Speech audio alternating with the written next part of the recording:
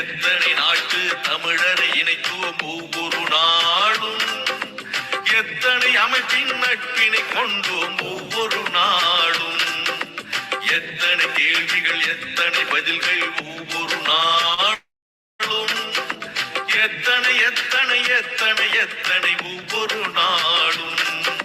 கலந்துரையாடுவோம் கலந்துரையாடுவோம் கலந்துரையாடுவோம், எத்தனை செய்திகள் பேசி அறிந்தோம் ஒவ்வொரு நாளும், எத்தனை மனிதரை கண்டு மகிழ்ந்தோம் ஒவ்வொரு நாளும்.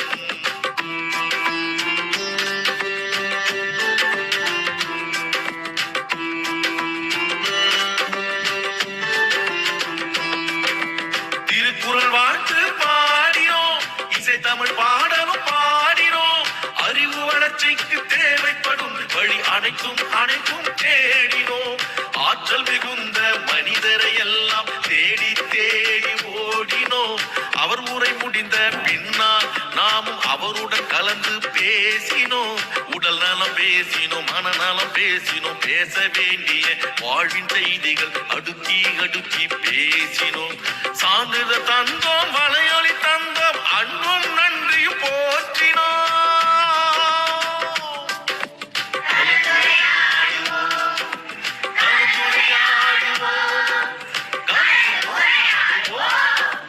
எத்தனை செய்திகள் பேசி அறிந்தோம் ஒவ்வொரு நாளும், எத்தனை மனிதரை கண்டு மகிழ்ந்தோம் ஒவ்வொரு நாள்.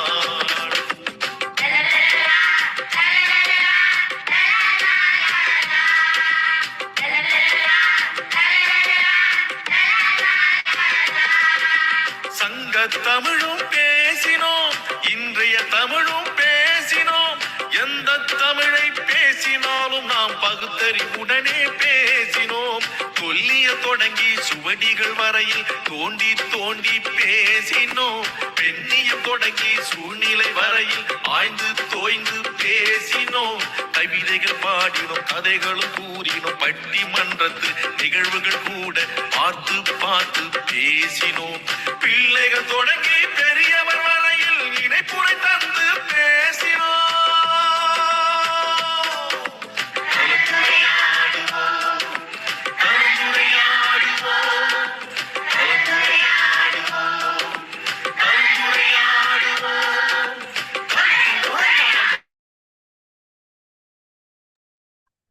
அனைவருக்கும் வணக்கம். இன்றைய நிகழ்ச்சியின் 2148 இன்றைய செயல்பழிப்பாளர் அம்மா அவர்களை கலந்துரையாடுவோம் பேரவின் சார்பாக வருக வருக என வரவேற்கிறோம். பொருளும் பொருளும் கூறுவதற்கு சகோதர சகோதரியை வரவேற்கிறோம். பொருளும் பொருளும் வரலாற்று செய்திகள் வழங்குவதற்கு டெல்லியா பிரம்மணயம் ஐயாரில் அன்புடன் நினைக்கிறேன். இசைப்பாடல் வழங்குவதற்கு தென்மொழி பண்ண நீகவரசன் ஐயா அவர்களையும் செந்தமிழ் படகி பாகியலட்சுமி அம்மாவையும் அன்புடன் அழைக்கிறோம். நிகழ்ச்சியின் முதல் பகுதியாக இன்றைய குரல் கூறுவதற்கு குணமதி அக்காரில் அன்புடன் அழைக்கிறேன். அழைத்ததற்கு நன்றி. அனைவருக்கும் வணக்கம். அதிகாரம் 104 உழவு சொன்று மேற் பின்னது உலகம் மதன உழந்து முழவே தலை உழுவார் உலத்தார் காணி அக்தற்று எழுவார் எல்லாம் பொழுது உழுதுண்டு வாழ்வாரை வாழ மற்றெல்லாம் தொழுதுட்டு பின் செல்பவர் பல குரல் இழம் தம் கடிக்க காண்பல் கொண்டு நிழல் அவர் இரவார் இருப்பார் கொஞ்சி இவர் கரவாது கைசத்தில் மாலையவர் உழுவினால் கைமடிக்கு நிலை உழுது விட்பெண் பார்க்க நிலை தொடுபொழுது கக்சவர்க்கம் பிடித்து பெண்ண சாலப்படும் எரின் மண்டல் எவ்வளவு கட்டப்பட்டீர் நலன் காப்பு செல்லான் கிழவன் இருப்பு நிற்பது இல்லாத ஓடிவிடும் இளமென்று அசை இருப்பாரை காணி நிலைமை நல்லா நகும். நன்றிங்க. அடுத்ததாக ஜீவஜோதி அக்காவிட அன்புடன் அழைக்கிறேன்.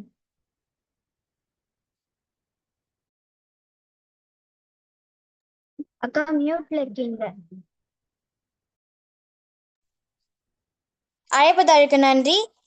அதிகாரம் 14 ஒழுக்கம் உடைமை. ஒழுக்கம் விருப்பம் தரலாம் ஒழுக்கம் உயிரினும் ஓம்பப்படும் பிறந்தோம்பி காக்க ஒழுக்கம் தெரிந்தோம்பி தேரினும் அக்தே துணை ஒழுக்கம் உடைமை குடிமை இழுக்கம் இழுந்து பிறவாய் விடும் மறந்தோம்பி மறந்து பின்னும் ஒத்து கொள்ளாகும் பார்ப்பான் பிறப்பொழுக்கம் குன்றி கெடும் அழுக்காறு உடையான்கண் ஆக்கம் போன்று இல்லை ஒழுக்கம் இல்லான்கண் உயர்வு. நன்றி.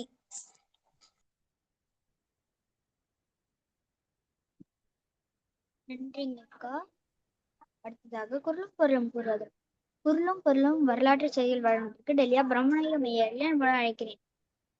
அழைத்ததற்கு நன்றி இசான். இன்றைய நிகழ்வியன் குரல் பொருட்பால் தீநட்பு அதிகாரத்தினுடைய 8வது குரல்.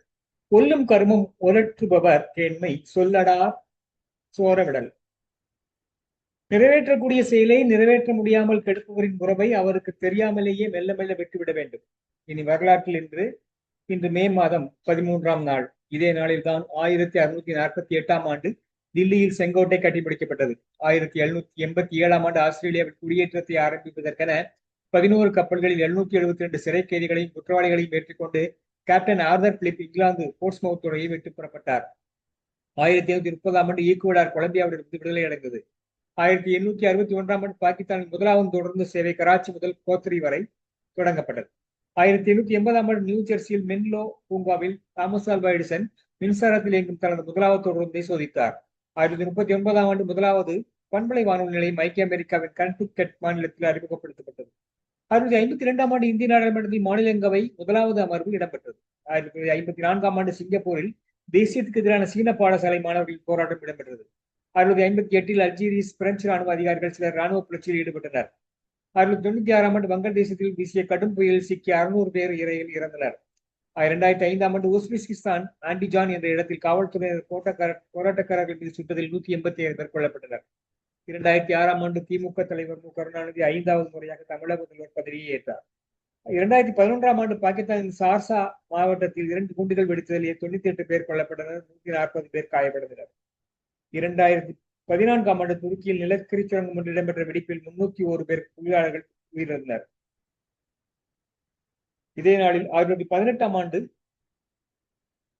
இந்திய நடன கலைஞர் தஞ்சாவூர் பாலசரஸ்வதி பிறந்தார். இதே நாளில் பாடலாசிரியர் கவிஞர் கூமா பா என்று அழைக்கப்படுகின்ற கூமா பாலசுப்ரமணியம் அவர்கள் 20ஆம் ஆண்டு பிறந்தார். இதே நாளில் எழுத்தாளர் P.R. ராஜமையர் 1898ஆம் ஆண்டும், தமிழக கவிஞர் தாரா பாரதி 2000ஆவது ஆண்டும், புதின எழுத்தாளர் R.K. நாராயணன் 2001ஆம் ஆண்டு காலமானார்கள். வாய்ப்பிற்கு நன்றி, வணக்கம்.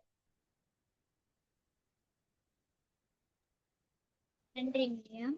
அடுத்ததாக இசைப்பாடல் வழங்குவதற்கு தென்மொழி பண்ண நீகவரசன் ஐயா அவர்கள் அன்புடன் அழைக்கிறேன்.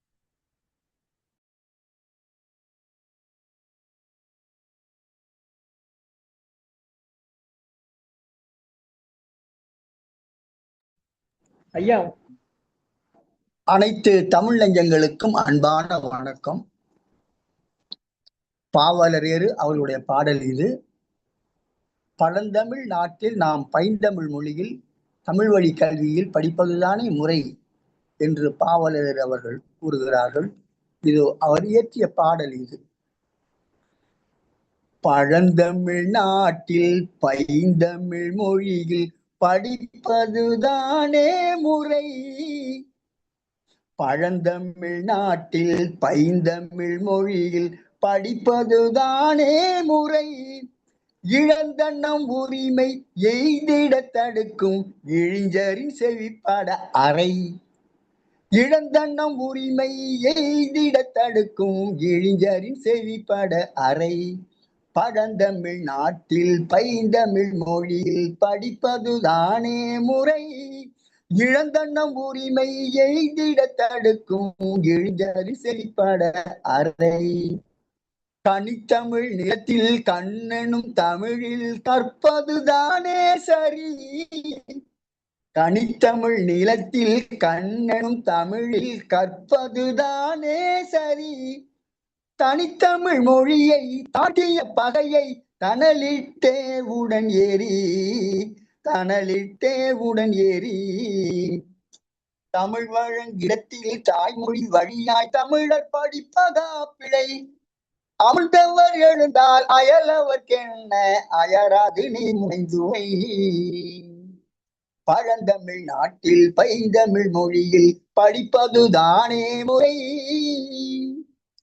பிறந்தன்ன மண்ணில் பீடுறும் தமிழில் பேசுதற்கோ ஒரு தடை.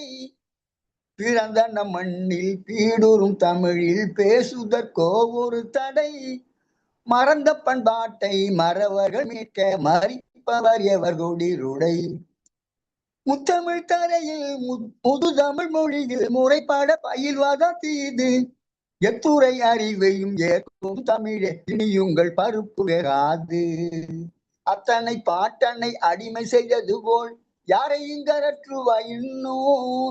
எத்தனை ஆண்டுகள் இழப்பதும் உரிமை எழுந்திரின் கழுகுமை தின்னும்.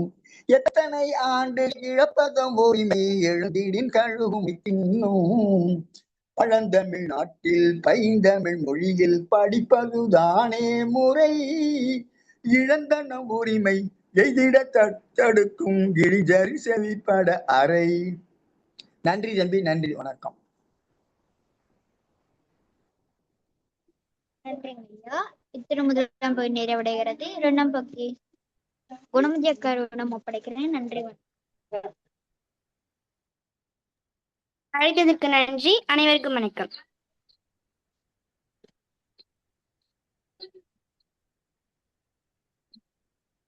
கலந்தேடுவோம் பேரவை தமிழ்நாடு நடத்தும் கல்விக்களம். இன்றைய நிகழ்வின் 2148 நாள் 13/5/2026 அறிவெண்கிழமை, திருவள்ளுவர் ஆண்டு 2057, மேடம் 22. இன்றைய சிறப்பழைப்பாளர் கவிஞர் எமைமால் அம்மா அவர்கள், ஆசிரியர். 24 ஆண்டுகளாக அரசு பள்ளி ஆசிரியராக பணியாற்றுகிறார். நன்றாக பாடம் நடத்தி வருகிறார். மாணவர்களின் நலனில் மக்களை கொள்பவர், நேர மேலாண்மையை கடைபிடிப்பவர், நல்லாசிரியருக்கான தகுதி உடையவர், சிறந்த பள்ளி என்று பெற்றோர்களால் பாராட்டும் பள்ளி, 100% தேர்ச்சி கொடுப்பவர், 100 கவிதைகள் எழுதி புத்தகம் அச்சில் உள்ளது. அம்மாவர்கள் இன்று பேச எடுத்துக்கொண்ட தலைப்பு கல்வி கரையில். அம்மா, தாங்கள் 6 மணி வரை உரையாற்றணும். அம்மா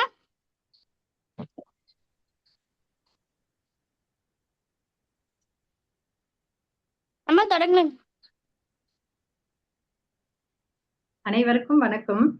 காலை கதிரவன் போல வீற்றிருக்கக்கூடிய நீதியரசர் நரசிம்ம ஐயா அவர்களுக்கும், 1000 அலுவல்கள் மத்தியிலும் இணையதளத்தை சிறப்பாக நடத்தி கொண்டிருக்கக்கூடிய பிரம்மன் நாயக் ஐயா அவர்களுக்கும், திருக்குறளே தம்முடைய வாழ்வாக கொண்டு திருக்குறளுக்காக தன்னை அர்ப்பணித்த திருக்குறள் ஐயா காமராசர் ஐயா அவர்களுக்கும், பாட்டுப்பாடி தம் இதயத்தை கொள்ளை கொண்ட தென்மொழி ஈஸ்வரன் ஐயா அவர்களுக்கும், கருத்துக்களை ஒருங்கிணைத்து சொல்லக்கூடிய அன்னபூர்ணி அம்மா அவர்களுக்கும், இந்நிகழ்வை சிறப்பாக ஒருங்கிணைத்து சொல்லக்கூடிய மழலை செல்வங்களுக்கும், தினமும் இணையத்தில் கலந்துரையாடுகிற ஆன்றோர் சான்றோர் அனைவருக்கும் என் வணக்கத்தை தெரிவித்துக் கொள்கிறேன்.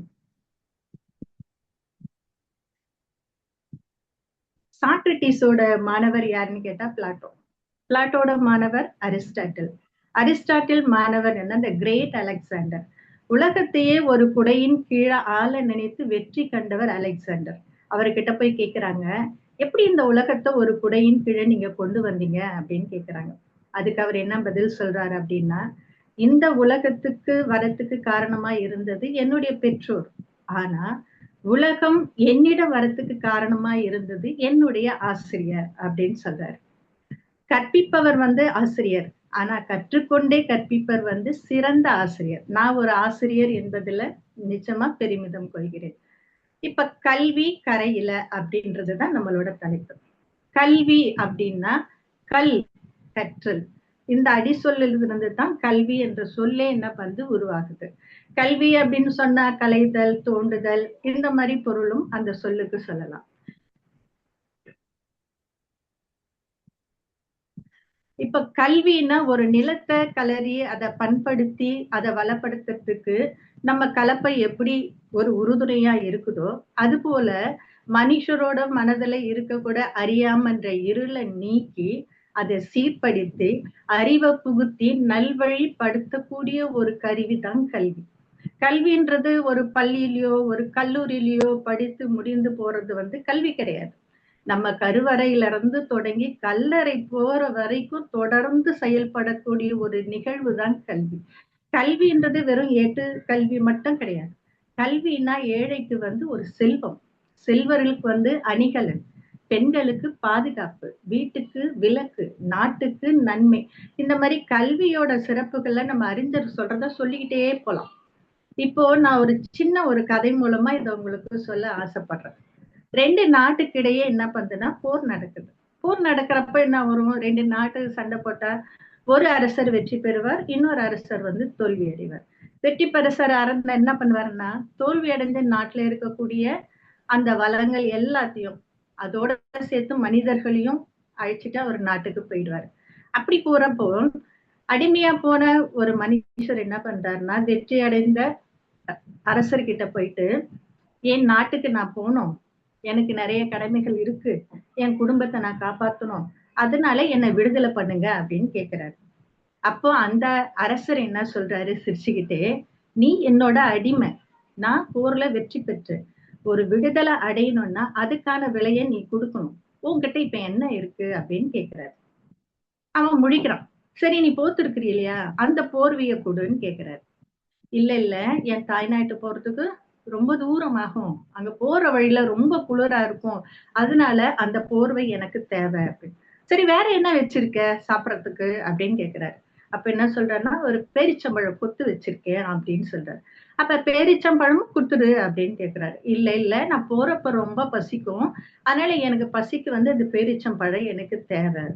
நீ விடுதலை அடையணும், ஏதாவது ஒரு விலை கொடுக்கணும் இல்லையா, நீ படிச்சிருக்கியா அப்படின்னு கேக்குறாரு. நான் சீனத்துக்கு போய் கல்வி கற்றிருக்கேன் அப்படின்னு அவரு சொல்றாரு. அப்ப அவர் என்ன சொல்றாருன்னா, உன் கல்வி நீ படிச்சிருக்க இல்லையா, இந்த கல்வி என் நாட்டு மக்களுக்கு கற்றுக் கொடுத்துட்டு அதுக்கு ஊதியமா நீ என்ன பண்ணு, இந்த விடுதலையை வாங்கிட்டு போ அப்படின்னு சொல்றாரு. இந்த நிகழ்வு நமக்கு என்ன சொல்லுது அப்படின்னா, நம்ம கிட்ட இருக்கக்கூடிய செல்வம், நம்ம கிட்ட இருக்கிற பொருள் மற்றவங்களுக்கு கொடுக்கறப்ப அது என்னவா குறைவுபடும். ஆனா கல்வி வந்து குறையாத செல்வம். நம்ம கிட்ட இருக்கிறப்ப கொடுக்கறப்ப அது நமக்கு 2 மடங்கா என்ன பண்ணணும்னா திரும்பி வரும் நமக்கு. அப்ப அந்த மாதிரி கல்வியை தான் நம்ம என்ன பண்ணணும்னா பெற்றுக்கணும் அப்படின்னு சொல்றாங்க.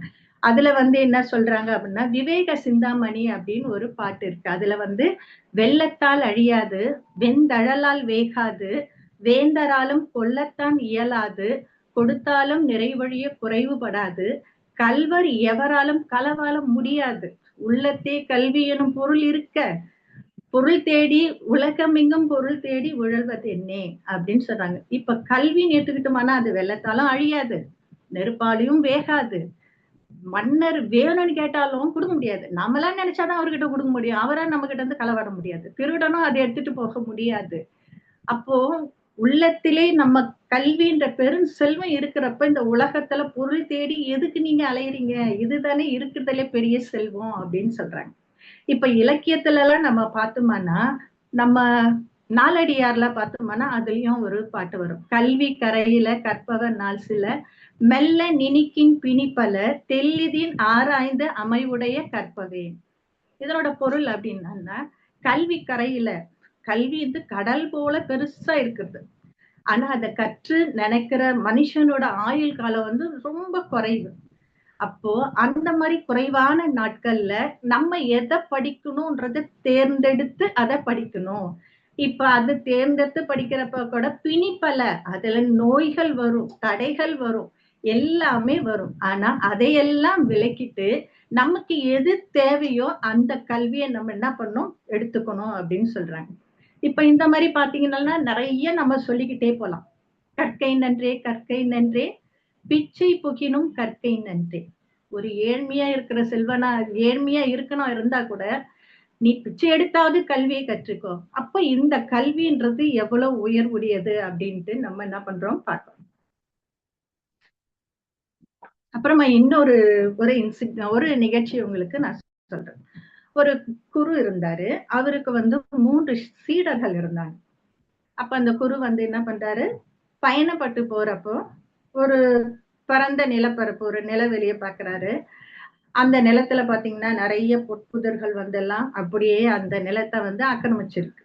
அப்ப அந்த குரு வந்து சீடர் கிட்ட கேக்குறாரு, இந்த நிலம் வந்து இப்படி இருக்கே, இத வந்து சீர் செய்யறதுக்கு நீங்க என்ன பண்ண போறீங்க அப்படின்னு கேக்குறாரு.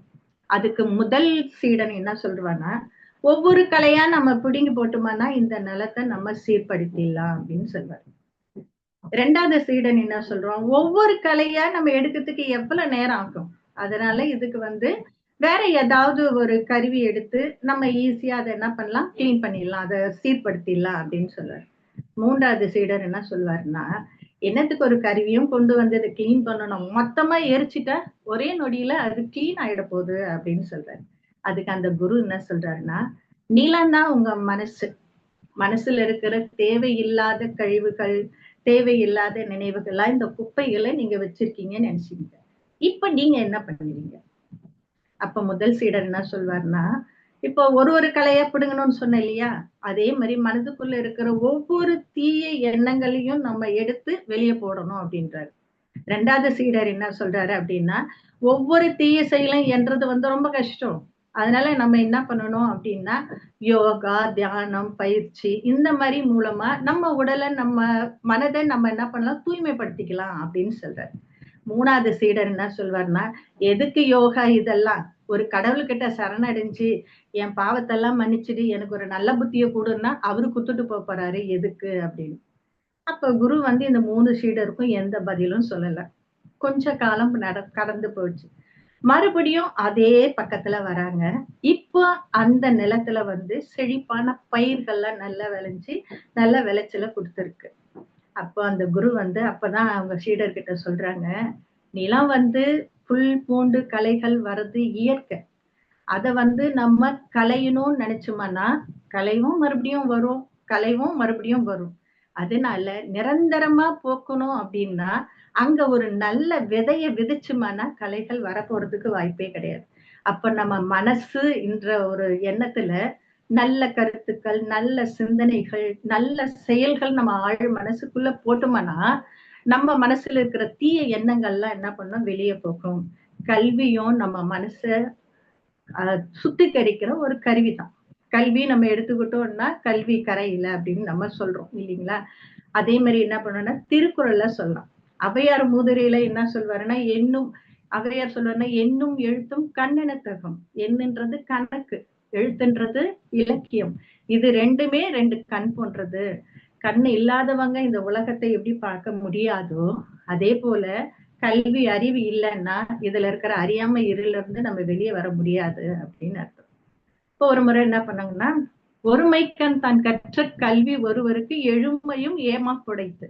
அதாவது ஒரு பிறவில நம்ம கத்துக்கக்கூடிய இந்த கல்வியானது 7 பிறவிக்கும் காவல அமையும் அப்படின்னு நம்ம படிக்கிறோம்.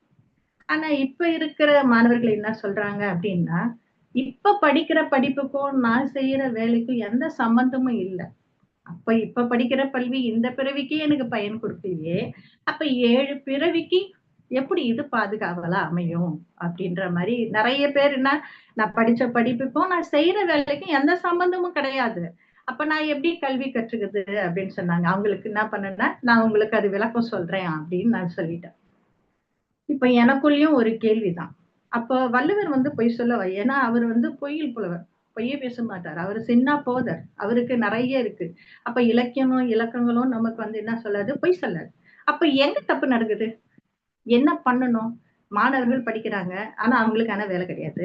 ஆசிரியரும் கற்பிக்கிறாங்கல்ல, அதனால ரிசல்ட்டும் கிடையாது.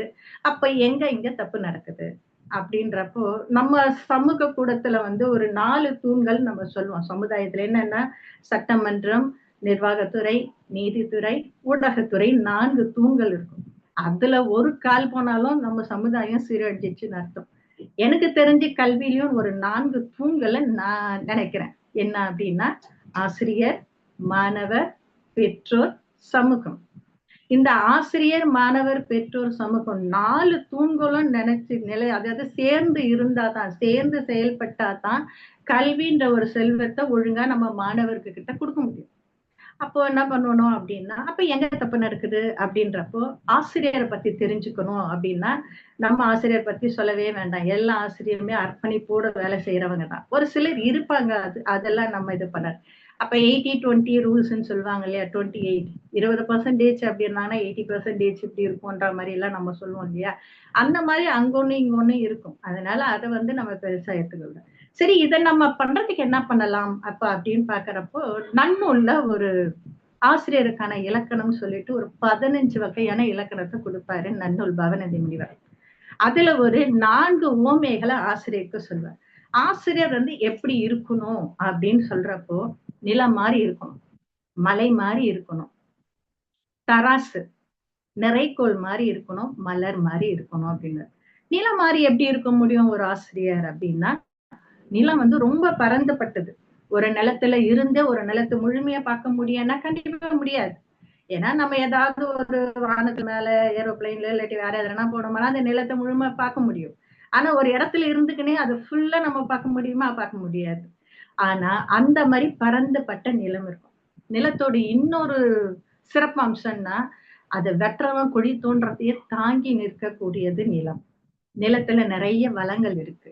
நிலத்துல நம்ம எந்த அளவுக்கு நம்ம முயற்சியோடு உழைப்பும் போடுறோமோ அந்த அளவுக்கு திரும்ப கொடுக்கும். ஒரு விவசாய நிலத்துல எந்த அளவுக்கு அதை பண்படுத்தி சீர்படுத்தி விதை போட்டு விளைச்சலை எதிர்பார்க்கிறாரோ அந்த அளவுக்கு விளைச்சலை கொடுக்கும். நம்ம என்ன முயற்சி செய்யறோமோ அந்த முயற்சிக்கான பலனை திரும்ப கொடுக்கும். ஆசிரியரும் ஒரு நில போன்ற பரந்துபட்ட அறிவு அவருக்கு இருக்கணும். பரந்துபட்ட அறிவு இருக்கணும். மாணவர்கள் வந்து பல தரப்பட்டவங்களா வருவாங்க. அந்த மாணவர்களை பொறுமையோட நம்ம கையாளணும். அதுக்கப்புறம் மாணவர்கள் வந்து நம்ம கிட்ட எந்த அளவுக்கு முயற்சி செய்யறாங்களோ, ஆசிரியர்கிட்ட எந்த அளவுக்கு முயற்சி எடுத்து ஆசிரியரோட பங்கு பெறாங்களோ அந்த அளவுக்கு அவங்க படிக்கிறதுலயும் முன்னேற்றத்திலையும் ஆசிரியர் கண்டிப்பா வழி நடத்துவாங்க. இது நிலம். அந்த திருக்குறளை ஒண்ணு சொல்வோம் இல்லையா, அகழ்வாரை தாங்கும் நிலம் போல தம்மை இகழ்வார் பொறுத்தல் தலை. சரி, நிலத்துக்கு சொல்லியாச்சு. மலை. மலை வந்து நமக்கு நல்லாவே தெரியும். மலை எப்படி இருக்கும். நம்ம ஒரு சின்ன ஒரு இடத்துல இருந்து மலை மறைஞ்சு போச்சுன்னு நம்ம சொல்லவே முடியாது. இல்ல நான் இங்க நின்று இருக்கிறேன், மலை இங்கதான் தெரியும், அடுத்த தெருவுக்கு போனா மலை தெரியாது, அடுத்த ஊருக்கு போனா மலை தெரியாதுன்னு நம்ம சொல்ல முடியாது. அந்த சுற்று வட்டாரத்துல எங்க இருந்தாலும் அந்த மலை பெருசா உயரமா தெரியும். அதை மறைச்சு வைக்க முடியாது. அதே மாதிரி அது ரொம்ப வலிமையானதும் கூட. மலையில நிறைய வளங்கள் இருக்கும். நிறைய கனிம வளங்கள் முதற்கொண்டு எல்லாமே இருக்கும். இன்னொரு ஸ்பெஷல் என்ன அப்படின்னா, ஜீவன் நதி உருவாக்கக்கூடிய இடம் எதுன்னு கேட்டா மலை தான். கோடை காலத்துல தண்ணி இல்லாதப்போ, வறட்சியில இருக்கிறப்போ மலையில இருக்கிற தண்ணி சுத்தி இருக்கிற பயிர் எல்லாமே, பகுதி எல்லாமே செழிப்பா வளர செய்யக்கூடிய தன்மை உள்ளதுதான் மலை. ஆசிரியரும் மலை போல உயர்ந்த பண்புகளை கொண்டவங்களா இருக்கணும். இப்ப மலை வந்து ரொம்ப வலிமையானது. ஒரு படத்துல சொல்ற மலையை தூக்குறேன்னு சொல்லுவாங்க. வாங்க நான் மலையை தூக்குறேன் பாருங்கன்னா, மலையை நீங்க தூக்கி வைங்க நான் தூக்குறேன் அப்படின்னு சொல்லி ஒரு காமெடியில ஒரு படத்துல நம்ம பார்ப்போம். மலையை நம்ம யாராலையும் தூக்க முடியாது. அந்த அளவுக்கு வலிமையானது. ஆசிரியரும் எப்படி இருக்கணும்னா ரொம்ப வலிமை மிகுந்தவங்களா இருக்கணும். மலையில வந்து நிறைய வளங்கள்லாம் இருக்கு இல்லையா, ஆசிரியரும் நிறைய திறமைகளை என்ன பண்ணணும், வளர்த்துக்கணும். அந்த திறமைகளை என்ன பண்ணணும்னா மாணவர்களுக்கு சொல்லிக் கொடுக்கணும். எந்த திறமையில மாணவன் சிறந்து இருக்கிறான் அப்படின்றத நம்ம கண்டுபிடிக்கணும். இப்ப வறட்சியான காலத்துல மலையில உற்பத்தி ஆகிற நீர் வந்து சுத்தி இருக்கிற பகுதி எப்படி செழிப்பா வச்சிருக்கோ அந்த மாதிரி திறன், அறிவு, அதாவது புரிதல்ல குறைவுபட்ட இருக்கிற மாணவனை நம்ம என்ன பண்ணணும்னா நம்ம திறமையால அவனை என்ன பண்ணணும், வளப்படுத்தணும். இந்த மாதிரி ஆசிரியர் இருக்கணும் அப்படின்னு சொல்லிட்டார். அடுத்தது நிறைகோள், அதாவது தராசு. இப்ப இருக்க டிஜிட்டல் தராசு நான் சொல்லல. 2 பக்கமும் தராசு இருந்து நடுவுல ஒரு முள் இருக்கும் இல்லையா, அந்த தராசு. தராசு வந்து எதுக்கு பயன்படும்னா, ஃபர்ஸ்ட் வந்து சந்தேகத்தை நிவர்த்தி செய்யும். நான் வாங்குற எடைக்கான பொருள் இருக்கா, நான் 1/2 கிலோ கேட்கிறேன், 1/2 கிலோக்கான பொருள் அந்த தட்டுல இருக்கா அப்படின்னு உறுதிப்படுத்தும். அதாவது ஃபர்ஸ்ட் சந்தேகத்தை நிவர்த்தி செய்யும். 2 தட்டுக்கும் சமமா நிக்கக்கூடிய முள். இப்போ அதே மாதிரி ஆசிரியர் என்ன பண்ணணும் அப்படின்னா, சந்தேகத்தை என்ன பண்ணணும், மாணவர்கள் வரப்ப சந்தேகத்தை நிவர்த்தி செய்யணும். 2 பக்கமும் சரி சமமா இருக்கணும். இப்போ ஒரு எக்ஸாம்பிள் வந்து ஒரு ஆசிரியர் வந்து ஒரு துறையில வந்து ரொம்ப அவருக்கு விருப்பமா இருப்பான். இப்ப அரசியல்ல ஒரு கட்சி ரொம்ப விருப்பமா இருக்கும், ஒரு எழுத்தாளரை ரொம்ப விரும்புவாங்க. இப்ப அந்த கருத்தை போய் மாணவருக்கு நான் திணிக்க கூடாது. எனக்கு வந்து இவரை பிடிக்கும் அதனால இது ரொம்ப நல்லது, எனக்கு இந்த கட்சி ரொம்ப பிடிக்கும் அதனால இது நல்லதுன்னு மாணவர்கிட்ட திணிக்க கூடாது. அதுல இருக்கிற சமமான சரி சமமான என்ன நிகழ்வு இருக்கோ அப்படியே தராசு மாதிரி நம்ம மாணவர்கிட்ட கொண்டு போய் கொடுக்கணும். அதே மாதிரி மாணவருக்குள்ள பிரச்சனை வந்தாலும் அவன் எனக்கு பிடித்தவன் இவன் அப்படின்றது எந்த பாகுபாடும் இல்லாம நிறைகோள் மாதிரி நம்ம எப்படி இருக்கணும் அப்படின்னா கரெக்டா இருக்கணும். அதாவது சரிசமமா அந்த பிரச்சனைய நம்ம தீர்வு செய்யணும். அடுத்தது பார்த்தோம்னா மலர் மாதிரி ஒரு ஆசிரியர் இருக்கணும் அப்படின்னு சொன்னாங்க. எப்படி மலர் அப்படின்னு சொன்னோம்னா, மலர் வந்து ஒரு இடத்துல நம்ம வச்சிருக்கோம், ஒரு மல்லிப்பூ ஒரு இடத்துல வச்சிருக்கோம்னா அந்த பகுதிக்கு மட்டும் அது வாசம் கொடுக்காது. அந்த ரூம்ல இருக்கு அதனால அங்க மட்டும் தான் வாசனை கொடுப்பேன், பக்கத்து ரூமுக்கு எல்லாம் கொடுக்க மாட்டேன்னு அது சொல்லாது. ஒரு அறையில இருக்கிற மல்லிப்பூ சுத்தி இருக்கிற அந்த வீடு முழுக்கவே மணக்கும். அது ஒரு மங்களகரமான பொருள், ஒரு அலங்கார பொருளாவும் அதை வச்சுக்கலாம், ரொம்ப மென்மையான பொருள். அப்ப ஆசிரியரும் எப்படி இருக்கணும் அப்படின்னா, நம்ம அந்த வகுப்பறையில இருக்கிறோம்னா அங்க மட்டும்தான் நம்மளோட கண்ட்ரோல், அதாவது நம்ம ஆட்சி அப்படி இருக்கணும்னு இல்லை. அந்த ஸ்கூலே நமக்கு வந்து என்ன பண்ண இருக்கணும்னா அந்த மலர் நம்மளோட வாசம், நம்மளோட தன்மை, நம்மளோட பிரதிபலிப்பு அந்த பள்ளியில இருக்கிற எல்லாருக்குமே அது என்ன பண்ணும், பிரதிபலிப்போடுதான் இருக்கணும். ரொம்ப மென்மையானவரா இருக்கணும். ஒரு அலங்காரம் அப்படின்னா உடம்புல அலங்காரன்றது இல்ல, நம்ம அலங்காரன்றது உள் அலங்காரம். அந்த அலங்காரத்தோட ஒரு ஆசிரியர் இருக்கணும். மாணவர்கள்கிட்ட ரொம்ப மென்மையா அவர்கிட்ட கனிவோட பழகக்கூடியவங்களா இருக்கணும். அப்ப இந்த மாதிரி 4 குணங்களும் யார் வச்சிருக்காங்களோ அவங்கதான் சிறந்த ஆசிரியர் அப்படின்னு சொல்றாரு. சரி, ஆசிரியருக்கு நன்னூலார் இப்படி சொல்லிட்டாரு. ஏன்னா ஆசிரியர் மட்டும்தான் அதுல இருக்கணும்னு இல்லை இல்லையா, மாணவரும் இருக்கிறாங்க. அப்ப மாணவருக்கு அவர் என்ன சொல்றாரு அப்படின்னா, மாணவரை 3 விதமா பிரிக்கிறார். முதல்நிலை மாணவர், இடைநிலை மாணவர், கடைநிலை மாணவர்.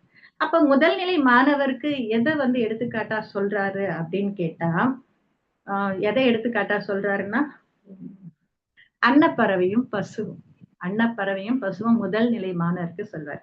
அன்னப்பறவை இப்ப இருக்கிற குழந்தைங்களுக்கு அது தெரியாது, ஆனா நமக்கெல்லாம் நல்லா தெரியும். அன்னப்பறவை பாலும் நீரும் கலந்து வச்சா வெறும் பாலை மட்டும் பருகும், நீரை அப்படியே விட்டுடும். பசு பாத்தீங்கன்னா ஒரு இடத்துல இருக்கிற புல்ல என்ன பண்ணும், வேக வேகமா மேய்ஞ்சிடும்.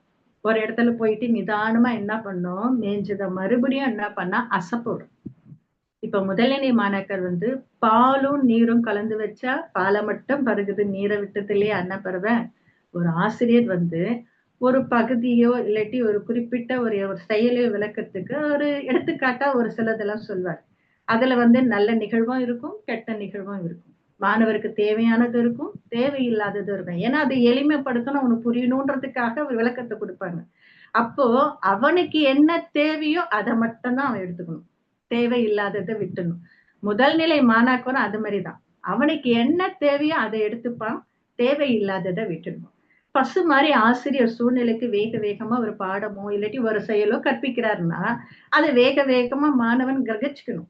போயிட்டு நிதானமா ஒரு இடத்துல உட்கார்ந்து ஆசிரியர் என்ன சொல்லி கொடுத்தாங்க, பாடம் என்ன நடத்தினாங்க அப்படின்றத அவன் என்ன பண்ணா அசைப்போடணும். படிச்சதை சொல்லி கொடுத்தத உடனே படிக்கணும். இந்த மாதிரி யார் யார் இருக்கிறாங்களோ அவங்க எல்லாம் முதல்நிலை மாணவர். இடைநிலை மாணவர் அப்படின்னா மண்ணும் கிளியும் இடைநிலை மாணவர். மண்ணுன்னா நிலத்துல சொன்னோம் இல்லைங்களா, எந்த அளவுக்கு நம்ம அதுல முயற்சி செய்யறோமோ அந்த அளவுக்கான பலனை கொடுக்கும். ஒரு அந்த களையை நீக்கி மண்ணை சீர்படுத்தி அதுல நல்ல தரமான விதையை அடிச்சு அதுக்கு தரமான உரத்தை போட்டோம்னா அது எப்படி விளைச்சலை கொடுக்குதோ அதே மாதிரி ஒரு மாணவர்னா ஆசிரியர் கூடவே இருக்கணும். அவனுக்கு படி, எழுது, இதை பண்ணு, அதை பண்ணுனா நம்ம என்ன முயற்சி எடுக்கிறோமோ அதுக்கான விளைவு தான் அந்த பையன்கிட்ட இருக்கு. கிளி எப்படின்னா சொன்னதே சொல்லும் கிளி பிள்ளை. ஒரு மாணவர் டீச்சர் இதை சொல்லி கொடுத்தாங்களா, ஒரு ஆசிரியர் இதை சொல்லி கொடுத்தா நான் இதை மட்டும் தான் படிப்பேன், ஏன்னா என் டீச்சர் இதை மட்டும் தான் சொல்லி கொடுத்தாங்க, வேற எதுவும் எனக்கு தெரியாது, பாடத்தை தவிர வேற எதுவுமே எனக்கு தெரியாது அப்படின்னு இருப்பாங்க. அந்த மாதிரி இருக்கக்கூடாது. உலகியல் சம்பந்தப்பட்ட ஒரு நிகழ்வுகளும் அன்னன்ன கரண்ட் சிலபஸ் சொல்லுவாங்க, என்னென்ன நிகழ்ச்சி தினம் நடக்குதோ அந்த நிகழ்வுகளும் மாணவர் என்ன பண்ணணும்னா தெரிஞ்சுக்கணும். கடைநிலை மாணவர்னு சொல்லுவார். அது என்ன அப்படின்னு கேட்டோம்னா, சில்லிக்குடம், மாடு, ஆடு, எருமை, பன்னாடை. பன்னாடைன்னா திட்டுறது தானே நம்ம கேள்விப்பட்டிருப்போம். சில்லிக்குடம் அப்படின்னா ஓட்டக்குடம். ஒரு ஓட்டக்குடத்துல எவ்வளவு தண்ணி ஊத்துனாலும் அந்த குடம் நிரம்பாது. ஒரு சில மாணவர்கள் இருப்பாங்க, என்னதான் முயற்சி பண்ணி அவங்க கூடவே உட்காந்து அவனுக்காகவே நேரத்தை ஒதுக்கி அவனுக்காகவே எல்லாத்தையும் செஞ்சாலும் நம்ம ரிசல்ட் எதிர்பார்க்கவே முடியாது. ஒரு சில அதுல 1% அந்த மாதிரி மாணவர்கள் இருக்கிறதும் உண்டு. அப்ப அதுல ஓட்டக்குடத்துல எவ்வளவு தண்ணி ஊத்தினாலும் அந்த பாத்திரம் நிறையாது. அந்த மாதிரி மாணவர்கள் இருப்பாங்க. அதுக்கப்புறம் ஆடு. ஆடு என்ன பண்ணும் தெரியுமா, ஒரு இடத்துல மேயும், அதுக்கப்புறம் இன்னொரு இடம் இருக்கா அங்க போய் மேயும், அதுக்கப்புறம் இன்னொரு இடம் இருக்கா அங்க போய் மேயும். அத நுனிப்புள் மேய்தல்னு சொல்லுவாங்க. ஒரு பாடத்தை எடுத்துக்கிட்டோம், ஒரு சப்ஜெக்ட் ஒரு பாட பகுதி எடுத்துக்கிட்டோம்னா அதை முழுமையா படிக்க மாட்டாங்க. சரி இதுல ஒரு பக்கம், அப்ப அடுத்த பாடம் அதுல கொஞ்சம் பக்கம், சரி இந்த சப்ஜெக்ட் எனக்கு போர் அடிக்குது இன்னொரு, அப்ப எதுவுமே அவங்க கிட்ட முழுமையான ஒரு முடிவு இருக்காது. அதே மாதிரி தெளிவான ஒரு திறனும் அவங்க கிட்ட நம்ம எதிர்பார்க்க முடியாது. இந்த மாதிரி ஆடு மாதிரி இருப்பாங்க. எருமை இருக்கு பாத்தீங்களா, நல்லா தண்ணி தாகம் எடுக்கும். ஒரு களத்துல போனா மற்ற மாடு எல்லாம் என்ன பண்ணணும்னா தெளிவா இருக்கிற நீரை உடனே வாய் வச்சு அது என்ன பண்ணும், குடிக்க ஆரம்பிக்கும். ஆனா இந்த எரும மாடு இப்படி பண்ணாது. போன உடனே சதா புதன்ட்டு இருக்கிற சேர கீரை எல்லாத்தையும் கலக்கி விட்டுட்டு அது ரொம்ப அப்படியே ஒரு கலக்கிட்டு அந்த சேரை தான் அது குடிக்கும். மாணவர்களும் ஒரு சிலர் அப்படிதான் இருப்பாங்க. இந்த பாடத்துக்கு இதுதான் இருக்கணும்னா அவன் ஒண்ணு யோசிப்பான், இது இப்படி இருக்குமா, அது அப்படி இருக்குமா, அவன் குழப்பறது இல்லாம மற்ற பிள்ளைங்களையும் குழப்பி அவனும் தெளிவு இல்லாம மற்ற பிள்ளைகளையும் தெளிவடையாம அவன் ஒரு சில பிள்ளைங்களாம் இருக்காங்க. நான் படிக்கல, அப்ப நீ மட்டும் எப்படா படிப்ப, உன்னை நான் படிக்க விடுவேனா, நீயும் என் கூட வா, நம்மளும் இப்படி விளையாடலாம் அப்படின்ற மாதிரி இருக்கிற பிள்ளைங்களும் உண்டு. இந்த மாதிரி இருக்கிற பிள்ளைங்க தான் எருமை. பன்னாடைன்றது இப்ப நம்ம சொல்ற வடிகட்டி ஃபில்டர். இது கடைநிலை மாணவருக்கும் சொல்லலாம், முதல்நிலை மாணவருக்கும் சொல்லலாம். கடைநிலை மாணாக்கருக்கு என்ன சொல்லணும் அப்படின்னு சொல்லட்டுமானா, இப்போ ஒரு தேன் எடுக்கிறாங்கன்னு நினைச்சுக்கீங்களேன். தேனை நம்ம ஃபில்டர் பண்றோம், வடிகட்டுறோம். வடிகட்டினா தேனெல்லாம் என்ன பண்ணும், கீழே வரும். மேல என்ன இருக்கும், அந்த கசடெல்லாம் இருக்கும். ஆசிரியர் ஒண்ணு சொல்லி கொடுப்பாங்க. ஒரு எடுத்துக்காட்டாக்க இப்ப நான் ஒரு கதை சொல்றேன்னு வச்சுக்கீங்களா. இந்த கதை நாம ஒரு கொஸ்டின் கேட்ட, டீச்சர் இந்த இதுக்கு ஒரு கதை சொன்னீங்களே அதுதானே இது அப்படின்மா. அப்ப கதைன்றது அவனை தெளிவுபடுத்துறதுக்காக சொல்லுறது. கதை விட்டு தேன்ன்றது பாடம். அதை விட்டுட்டு அந்த கதையை மட்டும் அவன் பிடிச்சுப்பான். இது கடைநிலை மாணாக்கர். இதுலயும் முதல்நிலை மாணாக்கருக்கும் நம்ம உதாரணம் சொல்லலாம். எப்படின்னா அரிசி கோதுமை இதெல்லாம் ஜலிப்போம் இல்லையா. ஜலிக்கிறப்ப என்ன வரும், கல்லு உமி மணல் இதெல்லாம் என்ன பண்ணும், கீழே விழுந்துரும். தேவையான கோதுமை அரிசி மட்டும் மேல இருக்கும். நல்ல மாணவர்கள் என்ன பண்ணுவாங்கன்னா எதை சொல்லி கொடுத்தாலும் அவங்களுக்கு என்ன தேவையோ அதை மட்டும் எடுத்துப்பாங்க. தேவை இல்லாததெல்லாம் என்ன பண்ணுவாங்கன்னா கீழே விட்டுறாங்க. சரி, இந்த மாதிரி எல்லாம் இருக்கே கல்வி. அப்ப இந்த கல்வியை நம்ம எப்படி படிக்கணும், அப்போ மாணவருக்கு நம்ம என்ன சொல்லி கொடுக்கணும் அப்படின்றதுனா, முதல்ல மாணவரை நம்ம புரிஞ்சுக்கணும். புரிஞ்சுக்கினாதான் அதை சொல்ல முடியும். அப்ப புரிதல் அப்படின்றது வெறும் ஆசிரியர் மட்டும்தானா அப்படின்னு கேட்டா, ஆசிரியரோட பங்கு எவ்வளவு முக்கியமோ அதே மாதிரி பெற்றோருடைய பங்கு ரொம்ப முக்கியம். இப்ப அந்த காலத்துல குருகுல கல்வி இருக்கும். ஒரு குருவை தேடி ஆசானா, அது அரசரோட மகனா இருக்கட்டும், ஆண்டியோட மகனா இருக்கட்டும், அந்த குருவை தேடி போய் தான் கல்வி கற்றாங்க. அந்த தேடி போய் கல்வி கற்றதுல அவர் ஏட்டுக்கல்வி சொல்லி கொடுத்ததோட வாழ்க்கை கல்வியை நிறையவே சொல்லி கொடுப்பாரு. இயற்கையோட எப்படி இருக்கணும், இயற்கையோட இணைந்து இருக்கிறது எப்படின்னு. நம்ம முன்னோர்கள் எல்லாம் பாத்தீங்கன்னா சின்னதா வெயில் அடிச்சாலோ இல்லாட்டி காத்து வந்தாலும் அவங்களே கரெக்டா சொல்லிடுவாங்க. இப்போ ரொம்ப வெக்கையா இருக்கு, மழை வர மாதிரி இருக்கும், ஆனா வெயில் இருக்கும், அந்த காத்து வீசுறத வச்சே கண்டுபிடிப்பாங்க. இது மழை வரும், இன்னைக்கு காத்து அடிக்கும், இன்னைக்கு இப்படி இருக்கு அப்படின்னு சொல்லுவாங்க. அவங்களுக்கு எல்லாம் எப்படி அந்த அறிவு வந்ததுன்னா, இயற்கையோடு இருந்ததுனாலதான் அவங்களுக்கு அந்த அறிவு வந்தது. ஆனா இப்ப இருக்கிற நம்ம என்ன பண்ணுவோம்னா, எதை ஒரு கண்டுபிடிக்கிறதுக்கானாலும் ஒரு கருவியை சார்ந்துதான் இருக்கும். இப்ப நம்ம சொல்லணும்னா நினைச்சா போன் பண்றோம், நினைச்சா நம்ம பேசுறோம் இல்லையா. ஆனா அந்த காலத்துல அவங்க மனசளவுலயே நினைச்சாங்கன்னா அப்பயே அவங்க பேசுவாங்க. ஆர்வ சொல்லுவாங்க இல்லையா, டெலிபதி மூலமா அது மாதிரி பேசுறதுக்கான நிறைய கதைகள்லாம் நம்ம கேள்விப்பட்டிருப்போம். இப்ப இந்த மாதிரி இருக்குதுன்னா, குருவை தேடி மாணவர்கள் சென்றதுனால அது குருகுல கல்வியா இருந்துச்சு. ரொம்ப இயற்கையோட இணைந்த வாழ்வியல் கல்வியா இருந்தது. இப்ப என்ன பண்றாங்கன்னா, மாணவர்களை தேடி கல்வி போகுது. கொரோனா பீரியடுக்கு அப்புறம் இல்லம் தேடி கல்வின்னு ஒரு ஸ்கீமை கொண்டு வந்தாங்க. ஸ்கூல்லயும் என்ன பண்ணுவாங்க, சொல்லி கொடுத்துட்டு 5லிருந்து 6 வரைக்கும் வீட்லயும் அவங்களுக்கு இல்லத்தை தேடி போய் கல்வி வந்தது. எப்பவுமே ஒரு தேடி போறதுனால அதனோட மதிப்பு குறையுதா என்னன்னு தெரியல. ஆனா என்ன பண்ணலன்னா, அதை சரியா பயன்படுத்தக்கூடிய மாணவர்களோட சதவீதம் மிக குறைவு. ஆசிரியர் நாங்க எவ்வளவுதான் சொல்லி கொடுத்தாலும் அவங்க பெற்றோரே என்ன பண்ணுவாங்கன்னா அதை கண்டுக்க மாட்டேன்றாங்க. நிறைய பிள்ளைங்க ஆனா என்ன பண்றாங்க, கவர்மெண்ட் டீச்சர் ஏன் இதை ஃபுல் பெர்சன்டேஜ் ஏன் நீங்க பாஸ் கொடுக்கல, ஏன் ரிசல்ட் கொடுக்கல அப்படின்னு கேட்பாங்க. ஸ்கூலுக்கே வராத நிறைய பிள்ளைகள்லாம் இருக்கும். இந்த மாதிரி இருக்கிற சூழ்நிலையில என்ன பண்ணாங்கன்னா, நான் 3rd 4th டீச்சரா தான் இருக்கேன். 10th என்கிட்ட படிச்சுட்டு போற பிள்ளைங்க 10ஆம் வகுப்பு போனாங்க. அப்போ தேர்வு எழுதுறதுக்காக அவங்களுக்கு வாழ்த்துறை வழங்குறதுக்காக என்னை கூப்பிட்டாங்க. சரின்ட்டு என்ன பண்ணேன், நானும் போனேன். சரிங்க, ஏன்னா என் பிள்ளைங்க இல்லையா, என்கிட்ட படிச்சுட்டு போனவங்க இல்லையா, அவங்களுக்கு வாழ்த்துறை சொல்லலான்னு ஸ்கூலுக்கு போனேன். ஸ்கூலுக்கு போறப்ப கல்வியோட முக்கியத்துவத்தை பத்தி அவங்களுக்கு சொன்னேன். சொல்லிட்டு நான் ஒரு சின்னதை எப்பவுமே அவங்களுக்கு புரியறதுக்காக ஏதாவது ஒரு கேள்வி கேட்கறது என்னோட வழக்கம். சரி, வீடு கட்டுறதுக்கு என்னடா தேவைப்படும் அப்படின்னு கேட்டேன். அங்க ஆம்பளை பிள்ளைங்க இல்ல, பெண் பிள்ளைகளும் இருக்கும். என்னென்ன தேவைப்படும் வீடு கட்டுறதுக்கு அப்படின்னு நான் கேள்வி கேட்கறப்போ என்ன பண்றாங்கன்னா சொல்றாங்க, சிமெண்ட் தேவைப்படும், கல் தேவைப்படும், மணல் தேவைப்படும், கொத்தனாரு, அதுக்கப்புறமா என்னென்ன தேவை எல்லாத்தையும் சொல்றாங்க. ஆனா நான் எதிர்பார்க்கிற பதில் வருதான்னு நான் எதிர்பார்ப்பேன். அப்புறமா லாஸ்ட்ல என்ன பண்ண ஒரு பொண்ணு சொல்லலாம், நிலம் தேவைப்படும் அப்படின்னு.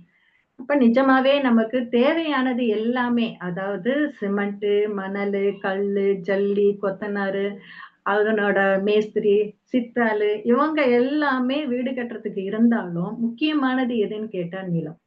அந்த நிலம் தான் நமக்கான கல்வி. அந்த கல்வின்றதுக்கு நம்ம ஏட்டு கல்வி மட்டும் கல்வி கிடையாது. வாழ்க்கை கல்வி இருக்கு, இயற்கை கல்வி இருக்கு, அறிவியல் கல்வி இருக்கு, கணித கல்வி இருக்கு.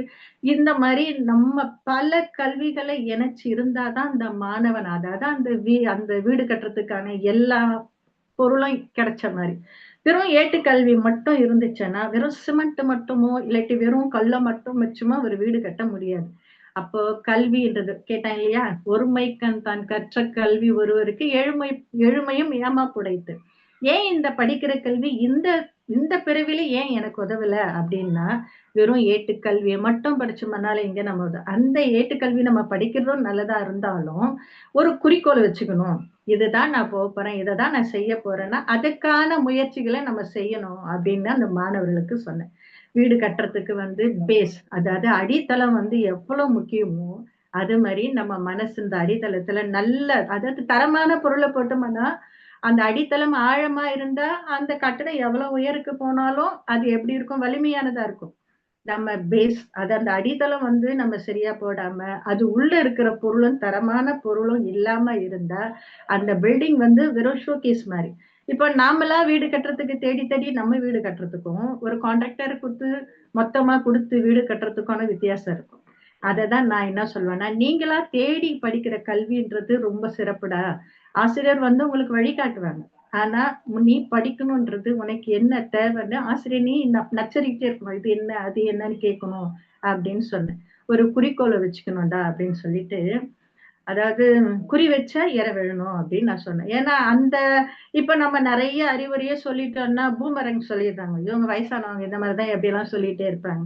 அப்ப அவங்களோட லாங்குவேஜ், அவங்களோட மொழியிலேயே குறி வச்சா இற விழணும்டா, அந்த மாதிரி குறிக்கோள் இருக்கணும். அந்த குறிக்கோளை நம்ம ஏம் பண்ணோம்னா அது நம்ம கைப்பற்றணும் அப்படின்னு.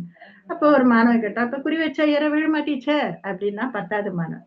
மாணவர்களோட உடல் மொழியை வச்சு நம்ம என்ன பண்ணலாம், அவன் எந்த நோக்கத்துக்காக கேட்கிறான், ஏன் கேட்கிறான், தெரிஞ்சு கேட்கிறானா இல்ல தெரியாம கேட்கிறானா, தெளிவுபடுத்த கேட்கிறானா, இல்ல நம்ம கிண்டலடிக்க கேட்கிறானா அப்படின்றத அவன் நோக்கத்தை வச்சு நம்ம கண்டுபிடிச்சிடலாம். அப்ப நான் என்ன சொன்னேன்னா, கண்டிப்பா குறி வச்ச இறை விழண்டா, அந்த குறிக்கோள் நீ என்ன குறிக்கோளை நீ ஏம் பண்றிய என்ன வைக்கிறியா அது உனக்கு இறையா கிடைக்கும். குறிக்கோளை தப்பா வச்சிட்டியானா அதுக்கு நீ இரையாயிடுவேன். எனக்கு புரியலையே டீச்சர் நீங்க சொல்றது அப்படின்னு. புரியலையா உனக்கு நான் சொல்றது?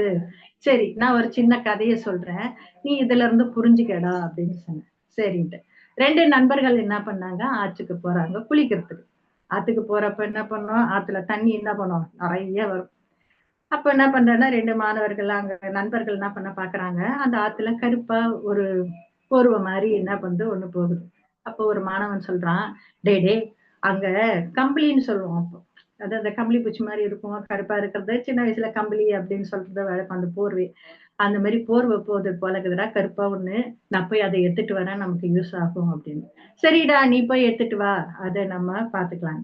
அதனால ஒருத்தன் என்ன பண்றான், ஆத்துல குதிச்சுறான். அதுவும் ஆத்து வேகத்துல அந்த கருப்பா இருக்கிற போர்வை அதுவும் போயிட்டே இருக்கு. இவனும் நீந்துறான். கொஞ்சம் அதிகமா எஃபெக்ட் போட்டு என்ன பண்றான், நீந்தி முடிச்சு அதையும் பிடிச்சிடறான். பிடிச்சிட்ட உடனே கீழே கரையில இருக்கிற மாணவன் சொல்றான், டேய் அததான் நீ எடுத்துட்டல்ல, பிடிச்சிட்டல்ல, எடுத்துக்கிட்டு கரைக்கு வந்துடுறா, பக்கத்துல சுழல் ஒண்ணு இருக்கு, அது உன்னை அடிச்சிட்டு போயிடும், அதுக்கப்புறம் உன் உயிருக்கே ஆபத்தாயிடும், அதை பிடிச்ச வரைக்கும் போதும் எடுத்துக்கிட்டு வந்துரு அப்படின்றான். இது வரைக்கும் அவன் என்ன சொல்றான்னா, பிடிக்க முடியலன்னா விட்டுட்டாது வந்துடுறா, ஆபத்து வருதுடா, நீ அவ்வளவு தூரம் போகக்கூடாது, அது எடுக்க முடியலையா, வெயிட்டா இருக்கிற தண்ணிக்குள்ள ஒன்னும் வெயிட் இருக்காது அவன் சொல்றது. அவன் என்ன சொல்றான்னா, உன்னால அதை எடுத்துட்டு வர முடியல, விட்டுட்டு வந்துரு அப்படின்னு. அப்ப அந்த மாணவனுக்கு கத்தி சொல்றான், அப்பா நான் எப்பவே அதை விட்டுட்டேன், ஆனா அதுதான் என்ன விடல, அதுதான் என்ன பிடிச்சிருக்கு அப்படின்னு. அது என்னன்னு பார்த்தா ஒரு கருப்பு கரடி. கரடி ஆத்துல வெள்ளத்துல அது அடிச்சு போகுது, அவன் வேற ஒண்ணு நினைச்சு அவன் புடிச்சுக்கிறான். சரி இதை கேட்டேன், இந்த கதை உனக்கு புரியுதாப்பா நான் எதுக்காக சொல்றேன் அப்படின்னு அந்த மாணவன் கிட்ட கேட்டேன். புரியுது டீச்சர்னா. என்னடா புரிஞ்சிச்சு அப்படின்னு கேட்டேன். அவன் தப்பா நினைச்சுக்கின்னு போயிட்டு புடிச்சிட்டான் அப்படின்னு. சரி, இதுக்கு நீ என்னடா பண்ணுவ அந்த இடத்துல இருந்தான்னு. நானும் இததான் பண்ணியிருப்பேன்னு நினைக்கிறேன் அப்படின்னா. இப்பதான்டா இது நீ யோசிக்கணும் அப்படின்னு. அவன் என்ன தப்பு பண்ணியிருப்பான்னு உன்னால யோசிக்க முடியுதா அப்படின்னு கேட்டேன். அவன் முதல்ல என்ன பண்ணியிருப்பான்னா, பசங்க வந்து உடனே சொல்ல மாட்டாங்க கொஞ்சம். ஆனா அவங்கள யோசிக்கிறதுக்கான நேரம் கொடுக்கணும். நிறைய கேள்வியை கேட்டு அவங்கள சிந்திக்க வைக்கணும். நான் எப்பவுமே என் கிளாஸ்ல என்ன பண்ணணும், பாடம் நடத்தினால நிறைய கேள்வி கேட்பேன் நான்.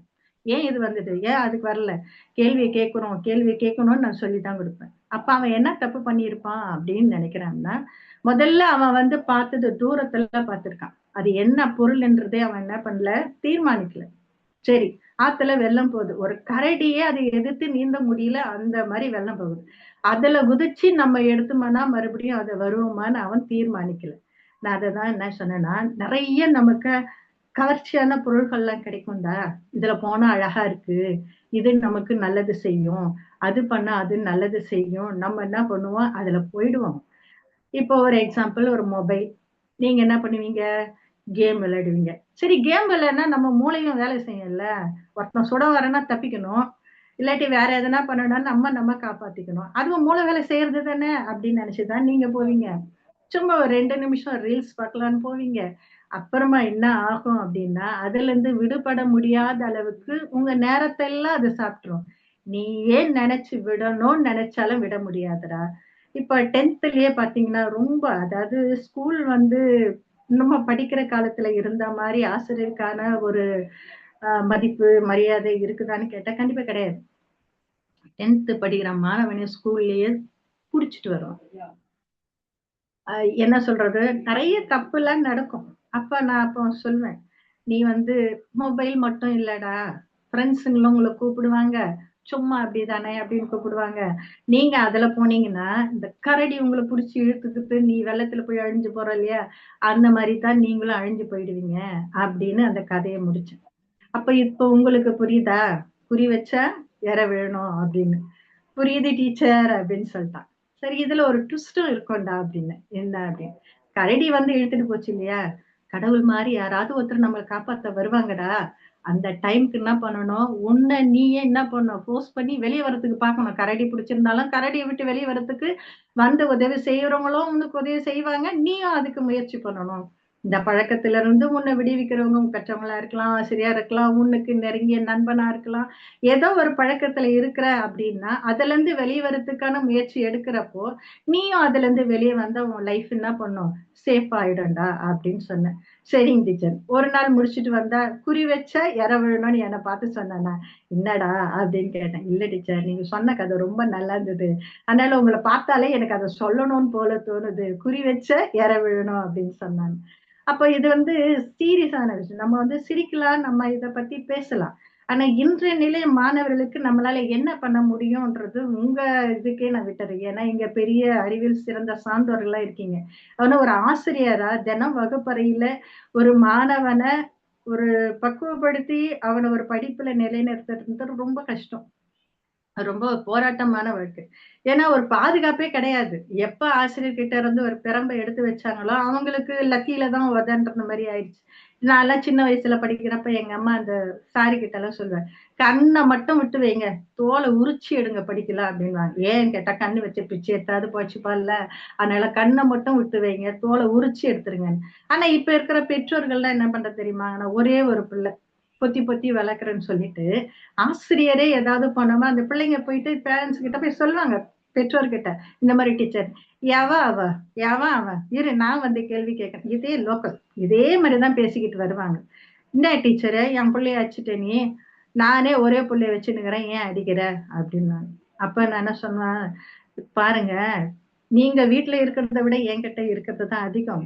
படிப்புன்றதும் முக்கியம், ஆனா அதை விட ஒழுக்கம் ரொம்ப ரொம்ப முக்கியம். முதல்ல அவ ஒழுக்கமா இருந்தாதான் படிப்பு வரும். ஒழுக்கமே இல்லாம அந்த மாதிரி இல்லாத கல்வி அதுக்கு ரொம்ப நாளைக்கு நிலைக்காது. முதல்ல ஒழுக்கத்தை சொல்லி கொடுங்க.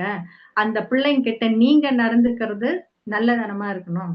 சண்டை போட்டுக்கிறது, அப்பா அம்மா சண்டை போட்டுக்கிறது, அந்த மாதிரி உங்களோட குணங்கள் தான் அதிகமா அவங்கள பாதிக்கும். அதனால உன் பிள்ளை நீங்க நல்லா இருக்கணும்னு நினைச்சா முதல்ல அவளுக்கு சரியான நல்ல வழியை காட்டுங்க, நாங்க இங்க வரப்ப நாங்க அதை பாத்துக்கிறோம், உங்களை அடிக்க கூடாதுன்னு சொன்னா நான் அடிக்க மாட்டேன், விட்டுடுறேன் அப்படின்னு சொன்னேன். இல்லை டீச்சர், அவளை கொஞ்சம் நல்லா பாத்துக்குங்க டீச்சர், அவளுக்கு கொஞ்சம் சொல்லி கொடுங்க டீச்சர் அப்படின்னு சொல்லுவாங்க. நான் இந்த 10th பிள்ளைங்களுக்கு அதுதான் நான் என்ன சொன்னேன்னா, நீ 10th படிக்கிற, அடுத்தது 11th 12th காலேஜுக்கு போகணும். இப்போ உன்னோட குறிக்கோள் காலேஜ்ல என்ன படிக்க போறன்றத 11th டிசைட் பண்ணணும். நம்ம 11th படிக்கிறப்ப அந்த குரூப் எடுக்கணும், இது பண்ணணும். அதனால உனக்கு வீட்டுல கூட இதை சொல்லி கொடுப்பாங்களா என்னன்னு தெரியல. டீச்சரா உங்களுக்கு சொல்லி கொடுக்கறப்போ ஆசிரியர் என்ன சொல்றாங்களோ அந்த அறிவுரை கேட்டு அதன்படி நடங்க, அதுதான் ரொம்ப சிறப்பானது அப்படின்னு நான் சொன்னேன். இப்ப ஒவ்வொருத்தருக்கும் சமுதாயம் எடுத்துக்கிட்டோம்னா, சமுதாயம் கண்டிப்பா மாணவர்களுக்கு சப்போர்ட் பண்ணணும். என்ன அப்படின்னா, நான் சின்ன வயசுல இருக்கிறப்ப விளம்பர பலகை எல்லாம் பார்ப்போம் இல்லைங்களா, எங்கேயோ ஒரு இடத்துலதான் எழுத்து பிழை இருக்கும். ஆனா இப்ப நீங்க பாக்குறீங்க இல்லையா, அதுல நம்ம விளம்பரம் கொடுக்கறதுல இருந்து நம்ம பாக்குறது எல்லாமே வெறும் எழுத்து பிழைகள் தான் அதிகமா இருக்கும். பாக்குறப்ப மனசு கஷ்டமா இருக்கும். அது எங்கேயாவது ஒரு இடத்துல இது கரெக்டா இருக்குதான்னு கேட்டுட்டாவது எழுதலாம் இல்ல. அப்ப என்ன பண்ணேன்னா, தவறுகள் மிகுந்து போச்சுன்னா அது தவறுன்ற உணர்வே இல்லாம போயிடுது. ஏதோ ஒரு தவறு செய்யறப்ப அந்த உணர்வு இருக்கும். தவறே நடந்து இருக்கிறப்ப அவன் கண்ணெதிர பாக்குறதெல்லாம் தவறா இருந்துச்சுன்னா, அவன் எழுதுறப்ப எழுத்து பிழை இருந்தா நான் அங்க பாக்குறது இப்படித்தான். இது வெறும் எழுத்து பிழைக்காக இல்ல, வாழ்க்கையிலும் கூட நம்ம இந்த சமூகம் நிறைய தவறு செய்த மாணவர்கள் பார்த்துக்கிட்டே இருக்கிறாங்க. அப்ப அவங்களுக்கு என்ன இது தோணுதுன்னா, அப்ப இது தவறு இல்ல, இது சரி போல அப்படின்னு அவங்க நினைக்க தோணுது. அதனால நம்மளோட மாணவர்களையும் சரி, இந்த கல்வியும் முழுமையா அடையணும் அப்படின்னா அவங்க என்ன பண்ணணும் அப்படின்னா, நம்ம பெற்றோர், ஆசிரியர், சமூகம் இவங்க நம்ம எல்லாமே சேர்ந்துதான் மாணவர்களை நம்ம நல்லபடியா உருவாக்கணும். இப்ப ஒருமைக்கண் தன் கற்ற கல்வி ஒருவருக்கு எழுமையும் ஏமாப்படைத்த. அப்போ ஒரு ஒரு பிறவியில கற்கிற கல்வி அப்படின்னு எடுத்துக்கலாம், ஒரு துறையில கற்கிற கல்வின்னு எடுத்துக்கலாம். அதனால நீ எந்த துறையை தேர்ந்தெடுக்கிறியோ அதுல அதுல இருக்கிறது எல்லாமே தெரிஞ்சுக்கடா. அது ரொம்ப ஃபேமஸ் ஆனது. இப்ப இருக்கிற கம்ப்யூட்டர் மேல ஏஐ, டிஐ அந்த மாதிரி சைபர் செக்யூரிட்டி அந்த மாதிரி இல்லைன்னா கூட உனக்கு எது வருதுன்னு பாரு. உன்னை முதல்ல நீ புரிஞ்சுக்கோ, உன்னை நீ உணரு. இதுதான் முக்கியமான கல்வி. இது உனக்கு என்ன வருதுன்னு தெரிஞ்சுக்கிட்டியானா அதுல இருந்து நீ மேல போறது ரொம்ப ஈஸி அப்படின்னு. அப்புறமா எல்லாத்தையும் சொல்லிட்டு என்ன சொன்னேன்னா, கற்க கசடர கற்பவை நிற்க அதற்கு தக. அந்த ஒருமைக்கண் தான் கற்ற கல்வின்னு இருக்குல்ல, அதுக்கான பதிலான திருக்குறள் தாண்டா இது. நீ எவ்வளவு படிக்கிறியோ படிச்சுக்க, ஆனா அது சந்தேகம் இல்லாம படிக்கணும். படிக்கிறது மட்டும் இல்ல, என்ன நூலை படிக்கிற, எதை படிக்கிற, அது உன்னோட வாழ்க்கையில அது செயலா மாறும். அது ஒரு நூல் உன் வாழ்க்கையில செயலா மாறுறப்ப மட்டும்தான் உனக்கு அது வெற்றி கிடைக்கும் அப்படின்னு சொல்லிட்டு முடிச்சேன். இந்த வாய்ப்பு வழங்கிய அனைவருக்கும் என் வணக்கத்தை தெரிவித்துக் கொள்கிறேன். நன்றி, வணக்கம்.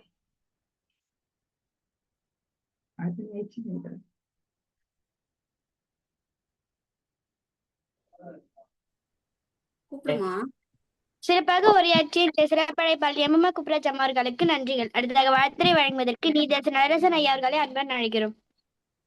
தயாரில் இருக்குமாறு திருக்குறள் காமராஜ் ஐயா அவர்களை அன்பன் கேட்டுக்கொள்கிறோம். அனைவருக்கும் வணக்கம். இன்று நமது பேரவையில் கவிஞர் எம்மாள் கல்விக்கரையில் என்ற தலைப்பில் உரையாற்றியிருக்கிறார். ஐயா காமராஜ் அவர்களுக்கு ஒரு சின்ன வேண்டுகோள். இந்த நிகழ்ச்சி பற்றிய விளம்பர பதாகையில் எழுத்து பிழைகள் உள்ளன. அந்த எழுத்து பிழைகள் இனி எதிர்காலத்தில் வராமல் இருக்கும்படி கொஞ்சம் பார்த்து கொள்ளுங்கள் என்று கேட்டுக்கொள்கிறேன். நமது கவிஞர் எம்மாள் அவர்கள் கல்விக்கரையில் என்ற உரையை ஆற்றினார்கள். கல்வி என்பது நமக்கு கண் போன்றது என்று சொன்னார்கள்.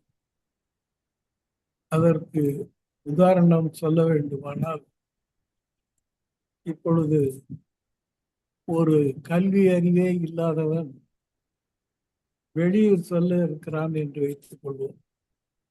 அந்த பேருந்து நிலையத்துக்கு போய் எந்த பேருந்தை அவன் பயணிப்பதற்காக தெரிவு செய்ய வேண்டும் என்பதை கல்வி கற்றிருந்தால்தான் முடியுமே ஒழிய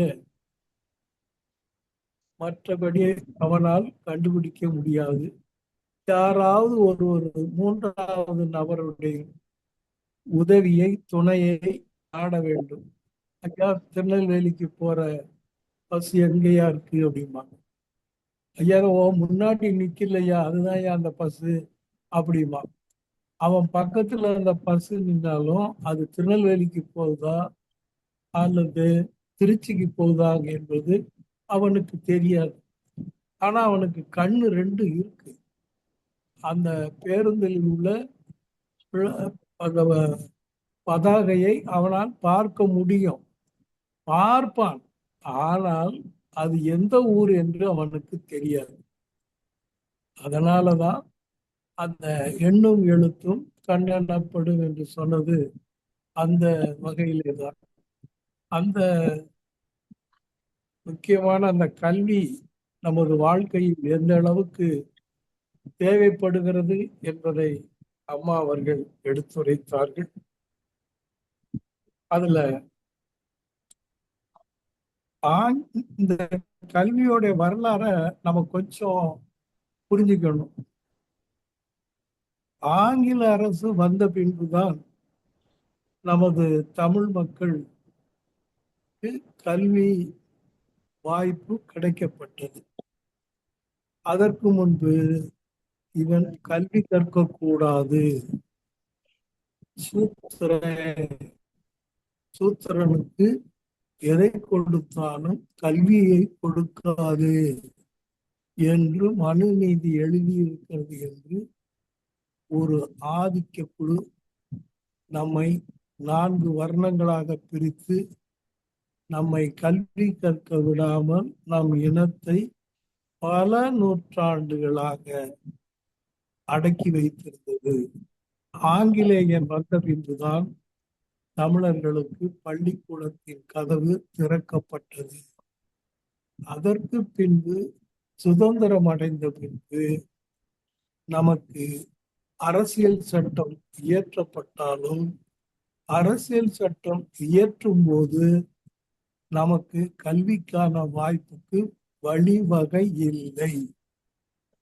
அதன் பின்பு பிரிவு 15 உட்பிரிவு 4 திராவிட இயக்கங்கள் போராடியதின் விளைவாக இப்படிப்பட்ட கல்வியில் பின்தங்கிய மக்களுக்கு கல்விக்கூடங்களில் இடஒதுக்கீடு வழங்குவது அரசியல் சட்டத்திற்கு விரோதமல்ல என்கிற ஒரு உட்பிரிவு, பிரிவு 15 உட்பிரிவு 4 சுதந்திரம் அடைந்து 4 ஆண்டுகளுக்கு பின்னாலே திருத்தப்பட்டது. அதன் பின்புதான் நம் மக்களுக்கு கல்வி அறிவு கிடைக்கப்பட்டது என்பதை நாம் புரிந்து கொள்ள வேண்டும். இப்பொழுது நம் குழந்தைகள் அதிகமாக படித்து எல்லா துறைகளிலுமே முன்னேறி கொண்டிருக்கிறார்கள். அது மருத்துவ படிப்பாக இருக்கட்டும், பொறியியல் படிப்பாக இருக்கட்டும், வேற கணினி படிப்பாக இருக்கட்டும், எல்லா படிப்புகளிலுமே நமது தமிழன் முதல்வனாக வந்து இருக்கிறான். ஏராளமானவர்களும் படித்து தேறி வருகிறார்கள். அதை கண்ட அந்த ஆதிக்க கும்பல் நாம் அதிகம் படித்து வரக்கூடாது என்பதற்காக இப்போது நீட்டு தேர்வு என்ற ஒரு முறையை கொண்டு வந்து நம்மை அதிகம் பேர் வரவிடாதபடி பார்த்து கொண்டிருக்கிறார்கள். இதையும் நாம் புரிந்து கொள்ள வேண்டும். நமக்கு சாமியார்னா முளம் சறுக்குங்கிற கதை தான் இருக்கு. நம்ம எப்படியும் முன்னேற்ற விடக்கூடாது, கல்வி அறிவு பெறக்கூடாது என்பதற்கு அந்த கூட்டம் தொடர்ந்து, அது எந்த அரசியல் கட்சியாக இருந்தாலும் சரி, அந்த ஆதிக்க கூட்டம் இந்த சூழ்ச்சிகளை பின்னிக்கொண்டேதான் இருக்கிறது என்பதையும் நம்மை போன்றவர்கள், குறிப்பாக அம்மா போன்ற கல்வித்துறையில் பணிபுரிபவர்கள் புரிந்து கொள்ள வேண்டும் என்று நான் வேண்டி கேட்டுக்கொள்கிறேன். அம்மாவுடைய குரல் இனிமையான குரல். தடங்கள் இல்லாத தரமான உரை. மிக அருமையாக நமக்கு அந்த கல்வி கரையில் என்று தலைப்பை கொடுத்துவிட்டு நம்மை அந்த கல்வி நீரோடையில் நீந்த செய்தார் என்று சொல்லி அவரை வாயார பலார வாழ்த்துகிறேன், பாராட்டுகிறேன். வாய்ப்புக்கு நன்றி. வணக்கம். சிறப்பாக வாழ்த்துரை வழங்கிய நீதியரசர் நடராசன் ஐயா அவர்களுக்கு நன்றிகள். அடுத்ததாக வாழ்த்துரை வழங்குவதற்கு திருக்குறள் காமராஜ் ஐயா அவர்களை அன்பன் அழைக்கிறோம். தொடர்ந்து தயாரில் இருக்குமாறு டெல்லி பிரம்மநாயகம் ஐயா அவர்களை அன்பன் கேட்டுக்கொள்கிறோம்.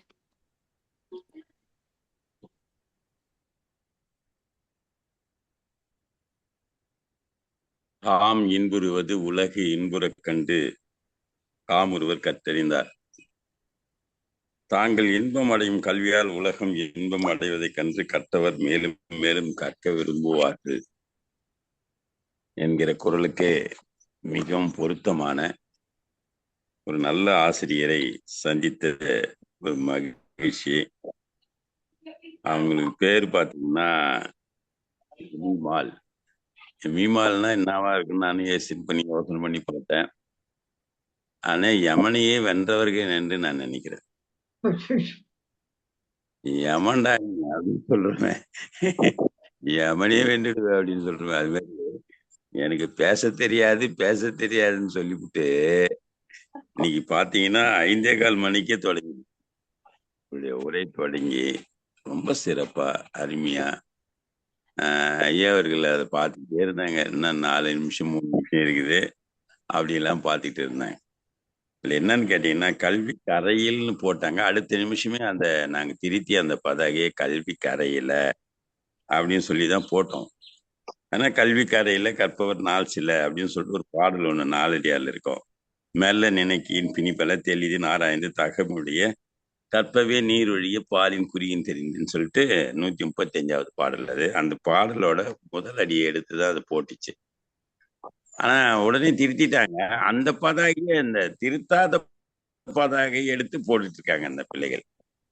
அதை பார்க்கணும். திருத்தி போட்டுட்டோம், அடுத்த வினாடியை திருத்தி போட்டுட்டோம் என்பதை பணிவோடு ஐயா அவர்களுக்கு நான் கூறிக்கொள்ள விரும்புகிறேன். இதுல பாத்தீங்கன்னா கல்வி எல்லையற்றது, கற்பவர் அதை எப்படி படிக்கணும்ன்றதான் சிறந்த கல்வி மட்டுமே தேர்ந்தெடுத்து கற்க வேண்டும். கற்றது கைமண் அளவு கல்லாதது உலக அளவு என்ற வரிகளுக்கு இது ஒப்பான ஒரு வரி. இந்த வரி கல்வித்துறையில் நீடித்த தேடலை கொடுக்கிறது. இப்ப பாத்தீங்கன்னா நிறைய அதை கதை மூலியமா சொல்லி நமக்கு ரொம்ப சிறப்பாகவே நான் பள்ளியிலே எப்படி எல்லாம் பாடம் நடத்துவேன். என்னிடம் படித்த மாணவர்கள் 10ஆம் வகுப்பு செல்லும் போது அவர்களுக்கு தன்னம்பிக்கை உரையாற்றுவதற்காக நான் சென்றிருந்தேன். அப்போது அந்த பாடலை எல்லாம் அந்த வரிகளை எல்லாம் ஒரு பஞ்சு டைலாக சொல்லி, அது இப்ப கூட சமீபத்துல ஒரு படம் பார்த்தேன்னு நினைக்கிறேன், ரஜினி படம். அந்த படத்துல தான் அந்த புரிய வச்சு வேணும் அப்படின்னு சொல்லிட்டு டைலாக். அது என்னன்னு கேட்டீங்கன்னா படம் பேர்லாம் மறந்து, பழைய காலத்து பேர் நல்லா ஞாபகம் வருது, இப்போ வர பேருன்னு மறந்து போகுது. அதுல அந்த மாதிரி அந்த டைலாக் சொல்லி ரொம்ப சிறப்பாக மனிதனாக பிறத்தல் அரிது, அவ்வாறு பிறத்தின் கல்வியில் சிறந்து விளங்குதல் அதைவிட அரிது. நீதியரசர் மாதிரி படிச்சுக்கிட்டே இருக்கணும், எழுதிக்கிட்டே இருக்கணும், தீர்ப்பு சொல்லிக்கிட்டே இருக்கணும்னா அவர் எவ்வளவுதான் படிச்சிருப்பாரு வாழ்நாள் பூரா.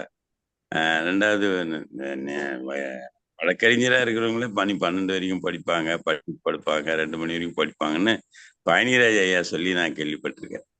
ஆனா நீதிபதியா இருக்கிறவங்க அதை விட எவ்வளவு நேரம் படிக்கணும். ஒரு கட்டை எடுத்து படிச்சு அதை படிச்சு பற்றி தீர்ப்பு சொல்றதுக்குள்ள அதெல்லாம் கேட்டு அமைதியா உட்காந்துங்கிறதுலாம் ரொம்ப ரொம்ப அரிது. அந்த அந்த இந்த சிறந்து விளங்குதல் அதை விட அரிது என்பதற்கு ஒவ்வொருவரும் தன் வாழ்வில் அறிவு விளக்கம் பெற வேண்டும். ஒளிவிடும் பொன்னை போல கல்வியை கற்க ஒருவனை உயர்த்தி அறிவு ஒளி பெற செய்யும் அந்த சிறப்பை காண்பதே இந்த உரை என்று நான் நினைக்கிறேன். அதோடு மட்டும் 5ல் விளையாதது 50ல் விளையுமா, ஆகவேதான் கற்க வேண்டியவற்றை இளமையிலேயே கற்க வேண்டும் அப்படின்னு சொல்லி அந்த வர பெற்றோர்கள் அந்த லாங்குவேஜ்லயே திட்டுறாங்க பாருங்க, அந்த லாங்குவேஜ் திட்டு சொல்லி சென்னையில அப்படிதான் பேசிட்டு வருவாங்க. அவங்கள கூப்பிட்டு அருமையா, அம்மா நீங்களாம் அப்படி பேசாதீங்க, உங்க புள்ள நல்லா இருக்கணும்னு சொன்னா நாங்கெல்லாம் இப்படிதான் பண்ணி ஆகணும் அப்படின்றதெல்லாம் சிறப்பா பண்ணியிருக்காங்க. ஒருவன் கல்லாமையால் தாழ்வாக மதிக்கப்படுவான், கற்றவனுக்கு எல்லா நாடும் அவனுடைய நாடாகும், எல்லா ஊரும் அவனுடைய ஊராகும். ஆனால்தான் மன்னருக்கு தந்தோஷம் அல்லால் சிறப்பில்லை, கற்றவருக்கு சென்ற இடமெல்லாம் சிறப்பு என புகழ்ந்து சொன்னாங்க. கற்றவர், அதாவது கற்றவனை கண்ணுடையர் என்றும் கல்லாதவனை புண்ணுடையர் என்றும் வள்ளுவர் சொல்வார். அதோடு மட்டும் இல்ல, இந்த கல்வியினுடைய சிறப்பு பாரதிதாசன் சொல்லும்போது சொல்லுவார், கல்வியின் மிக்க தம் செல்வம் என்று இவை கண்மணி கேளடா நீ என்று சொல்லையே அப்படின்னு சொல்லி பாரதியார் ஒரு பாடல்ல ரொம்ப சிறப்பா கூறுவாரு. அதே போல பாலும் குறியும் தெரிந்து இவங்க அம்மா சொன்னாங்க, இந்த மாதிரி அன்னப்பறவையை வச்சு நீங்க பாலையும் தண்ணியும் ஒன்னா ஊற்றி வச்சிட்டீங்கன்னா அது பாலை மட்டும் தண்ணி பிரிச்சு சாப்பிட்டோம் அப்படின்னு. ஆனால் இது வரைக்கும் அது ஒரு கற்பனையான பறவையை தவிர அந்த பறவையை யாரும் பார்த்ததே கிடையாது. கடைசியில் தான் கண்டுபிடிக்கிறாங்க அது அன்னம். நீங்க இரவுல இந்த பாலையும் தண்ணியும் ஊற்றி வச்சிட்டீங்கன்னா அதுல கொஞ்சம் அதாவது சோற்றை அது உள்ள போட்டீங்கன்னு சொன்னீங்கன்னா மறுநாள் பார்த்தீங்கன்னா அந்த சோறு பாலை எல்லாம் உறிஞ்சி எடுத்துக்கிட்டு வெறும் தண்ணி மட்டும் விட்டுரும். இதுதான் இது வரைக்கும் அதுக்கு உண்டான விளக்கத்தை நான் கேள்விப்பட்டிருக்கேன். அது ஐயா எப்படி சொல்லுவாங்கன்னு எனக்கு தெரியல. அதனால அன்னப்பறவை என்று ஒன்று இல்லை என்பதை நான் உங்களுக்கு அன்பாக சொல்லிக்கொள்ள கடமைப்பட்டிருக்கிறேன். அதே போல அந்த பாடல் ரொம்ப சிறப்பான பாடல். வெள்ளத்தால் போகாது வெந்தனால் வேகாது, கல்வராலும் கொல்லத்தான் முடியாது, கொடுத்தாலும் குறையாது குறையுடைய. இந்த பாட்டுல உங்களுடைய கல்வி உலகம்லாம் பொருள் தேடி உழல்வது அப்படின்னு சொல்லி அந்த பாட்டு முடியும். அப்படிப்பட்ட நிலையில ரொம்ப சிறப்பாக கல்வியினுடைய அருமையை, ஒரு மனிதனுக்கு கல்வி எப்படி தேவை, எப்படி எல்லாம் படிக்கணும் அப்படின்னு நம்ம படிக்கக்கூடிய இதாக கூட வந்திருக்காங்க. நான் சொல்லுவேன், 25 வயசுக்குள்ள நீங்க என்னென்ன படிக்கணும் படிச்சுட்டே இருக்கணும். அதை விட உங்களுக்கு என்ன வேலை, வேற வேலை கிடையாது. அடுத்த 50 நாள் ஒருங்கிணைப்பாளராக வரக்கூடிய ஜீவிதா அவர்கள் தொடர்ந்து 2 நாளைக்கு நம்முடைய சுவாதி, குணமதி, ஷாலினிலாம் எப்படி பேசுறாங்கன்னு பார்த்துட்டு நீங்க அது மாதிரி உங்களுடைய கடமையை 50 நாள் செய்யணும். பார்த்து செய்யுங்க. தஞ்சியும் கூப்பிடுங்க. தஞ்சிக்கிட்ட அவங்க அம்மா சொல்லியிருக்க, நாளையிலேருந்து அலைபேசி அவங்க கிட்ட கொடுத்துட்டு போவாங்க. சரியா? இங்க அவையில் இருக்கிற அத்தனை சான்றோர் மக்களையும் வணங்கி, நேற்று பேசும்போது பெரியண்ணன் ஐயா வந்தாங்க. ஆனா திடீர்னு போயிடவே அவரை விட்டுட்டு அவருக்கும் என்னுடைய வாழ்த்துக்களையும் சொல்லி, எமிமா அம்மாள் அவர்கள் ஐயா சொன்னது போல மிக தெளிவா நல்ல பேச்சு, அருமையான பேச்சு, அதை பாராட்டியே தேரணும். அந்த அளவுக்கு ரொம்ப நல்ல பேசுனீங்க. நீங்கள் கூட மாதத்தில் ஒரு நாளை குத்துணிக்கு எடுத்துக்கொள்ளலாம் என்பதை ஐயா அவர்களே சொல்லிட்டாங்க. அதனால நீங்க தொடர்ந்து வரிகாலராகவும் இருக்கிறீங்க. நீங்க தொடர்ந்து பல தலைப்புகளிலே பேசி உங்களுடைய பதிவை அந்த வலைவலியிலே கேட்கிற மாதிரி வச்சுக்கிட்டீங்கன்னா நல்லதுன்னு சொல்லி கிடைத்த வாய்ப்புக்கு நன்றி பாராட்டி நிறைவு செய்கிறேன். நன்றி, வணக்கம், வாழ்த்துக்கள். சிறப்பாக வாழ்த்துறை வழங்கிய திருக்குறள் கமரஸ் ஐயா அவர்களுக்கு நன்றிகள். அடுத்த வாழ்த்துறை வழங்குவதற்கு டெல்லி பிரம்மநாயகம் ஐயா அவர்களை அன்பன் அழைக்கிறோம். திறந்த அறையில இருக்குமாறு கோபெரன் ஐயா அவர்களை அன்பன் கேட்டுக்கொள்கிறோம். அழைத்ததற்கு நன்றி முத்து குணமதி. எங்கள் வாழ்வும் எங்கள் வளமும் மங்காத தமிழ் என்று சங்கியம்தான். ஒரு பள்ளிக்கூடத்தின் அறையிலே உட்கார்ந்த ஒரு அனுபவம் ஏற்பட்டது. மிக அருமையாக, தெளிவாக, சிறப்பாக இன்றைய தலைப்பை ஒட்டி மிக சிறப்பாக பேசிய கவிஞர் எமிமாள் அவர்களுக்கு கலந்துரையாடுவோம் பேரவையின் சார்பாக வாழ்த்துக்களையும் பாராட்டுகளையும் தெரிவிப்பதில் மிகுந்த மகிழ்ச்சி கொள்கிறோம். கற்றது கையளவு கல்லாதது உலகளவு என்பது போல எண்ணற்ற செய்திகளை, தரவுகளை பள்ளிக்கூட மாணவர்களுக்கு எப்படி சொல்ல வேண்டுமோ அப்படி அழகாக சொல்லிய விதம் அருமையாக இருந்தது. அவருக்கு வாழ்த்துக்களை மீண்டும் ஒரு முறை சொல்லி இடம் சாருகிறோம். நன்றி, வணக்கம். என்னைப் போலவே எல்லோரும் ஓரிரு நிமிடங்களில் வாழ்த்துரைகளை நிறைவு செய்தால் நேரம் மேலாண்மை சிறப்பாக இருக்கும். நன்றி, வணக்கம். சிறப்பாக வாழ்த்துரை வழங்கிய டெல்லி பரமநாயகம் ஐயா அவர்களுக்கு நன்றிகள். அடுத்தாக வாழ்த்துரை வழங்குவதற்கு கோப்பையன் ஐயா அவர்களை அன்பன் அழைக்கிறோம். தயாரில இருக்குமாறு ஜானகி அம்மா அவர்களை அன்பன் கேட்டுக்கொள்கிறோம்.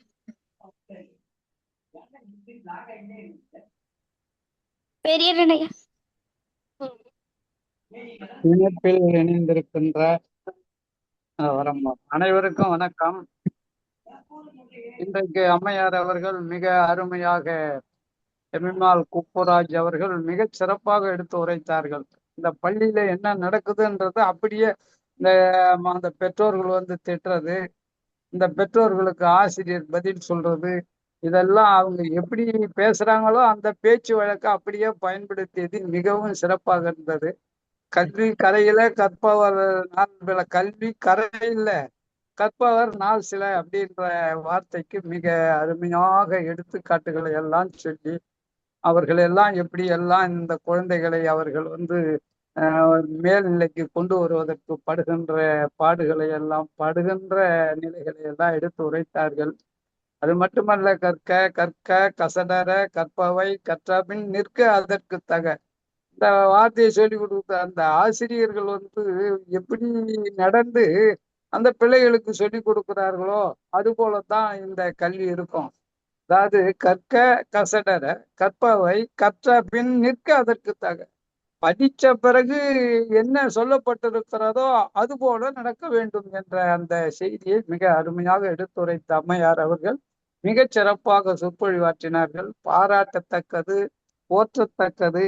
அதுலேயும் அவர்களுடைய சொல்லாற்றல் மிகவும் பெருமையை உடையது. கற்றோர்க்கு சென்ற இடமெல்லாம் சிறப்பு என்பதையெல்லாம் மிக அருமையாக எடுத்துரைத்த அம்மையார் நீடு வாழ்க வாழ்க என வாழ்த்தி, இந்த இணைப்பிடை ஐயா பெருமைக்குரிய நீதியரசர் சொல்லையும், நம்முடைய காமராசர் ஐயா அவர்களுடைய சொல்லையும், பிரமநாயகம் ஐயா அவர்களுடைய சொல்லையும் வாழ்த்தையும் கேட்ட பிறகு நான் என்ன சொல்ல இருக்கிறது என்று சொல்லி வாய்ப்புக்கு நன்றி பாராட்டி நிறைவு செய்கிறேன். நன்றி, வணக்கம், வாழ்த்துகள். சிறப்பாக வாழ்த்துரை வழங்கிய கோப்பையன் ஐயா அவர்களுக்கு நன்றிகள். அடுத்தாக வாழ்த்துரை வழங்குவதற்கு ஜானகி அம்மா அவர்களை அன்பன் அழைக்கிறோம். தயாரில இருக்குமாறு லட்சுமி ஜெயக்குமார் அம்மா அவர்களை அன்பன் கேட்டுக்கொள்கிறோம். அனைவருக்கும் என்னுடைய இனிமையான மாலை வணக்கத்தை தெரிவித்துக் கொள்கிறேன்.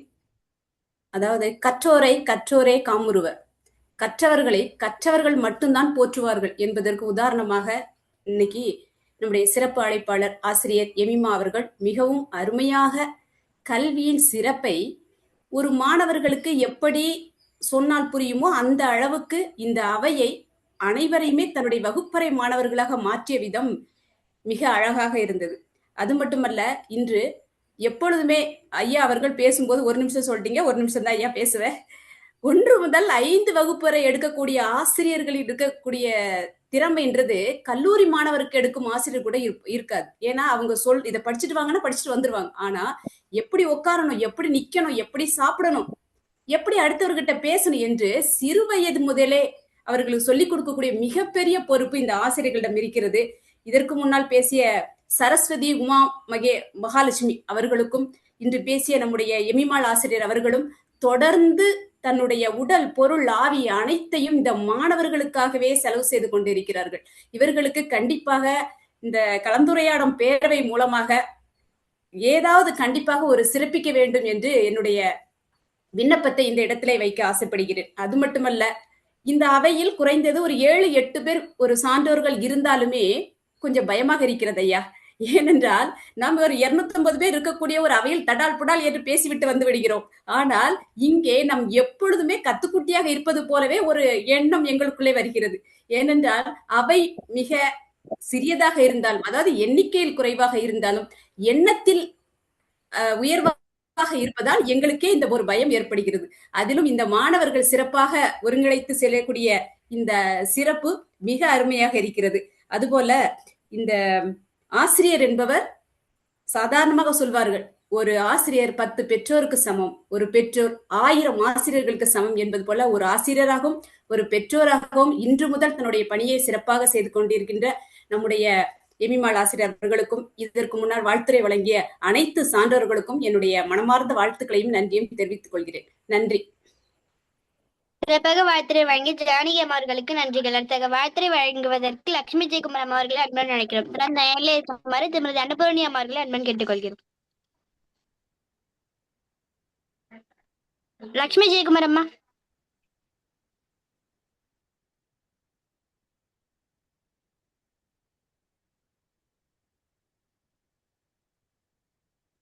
லட்சுமி ஜெயக்குமார் அம்மா.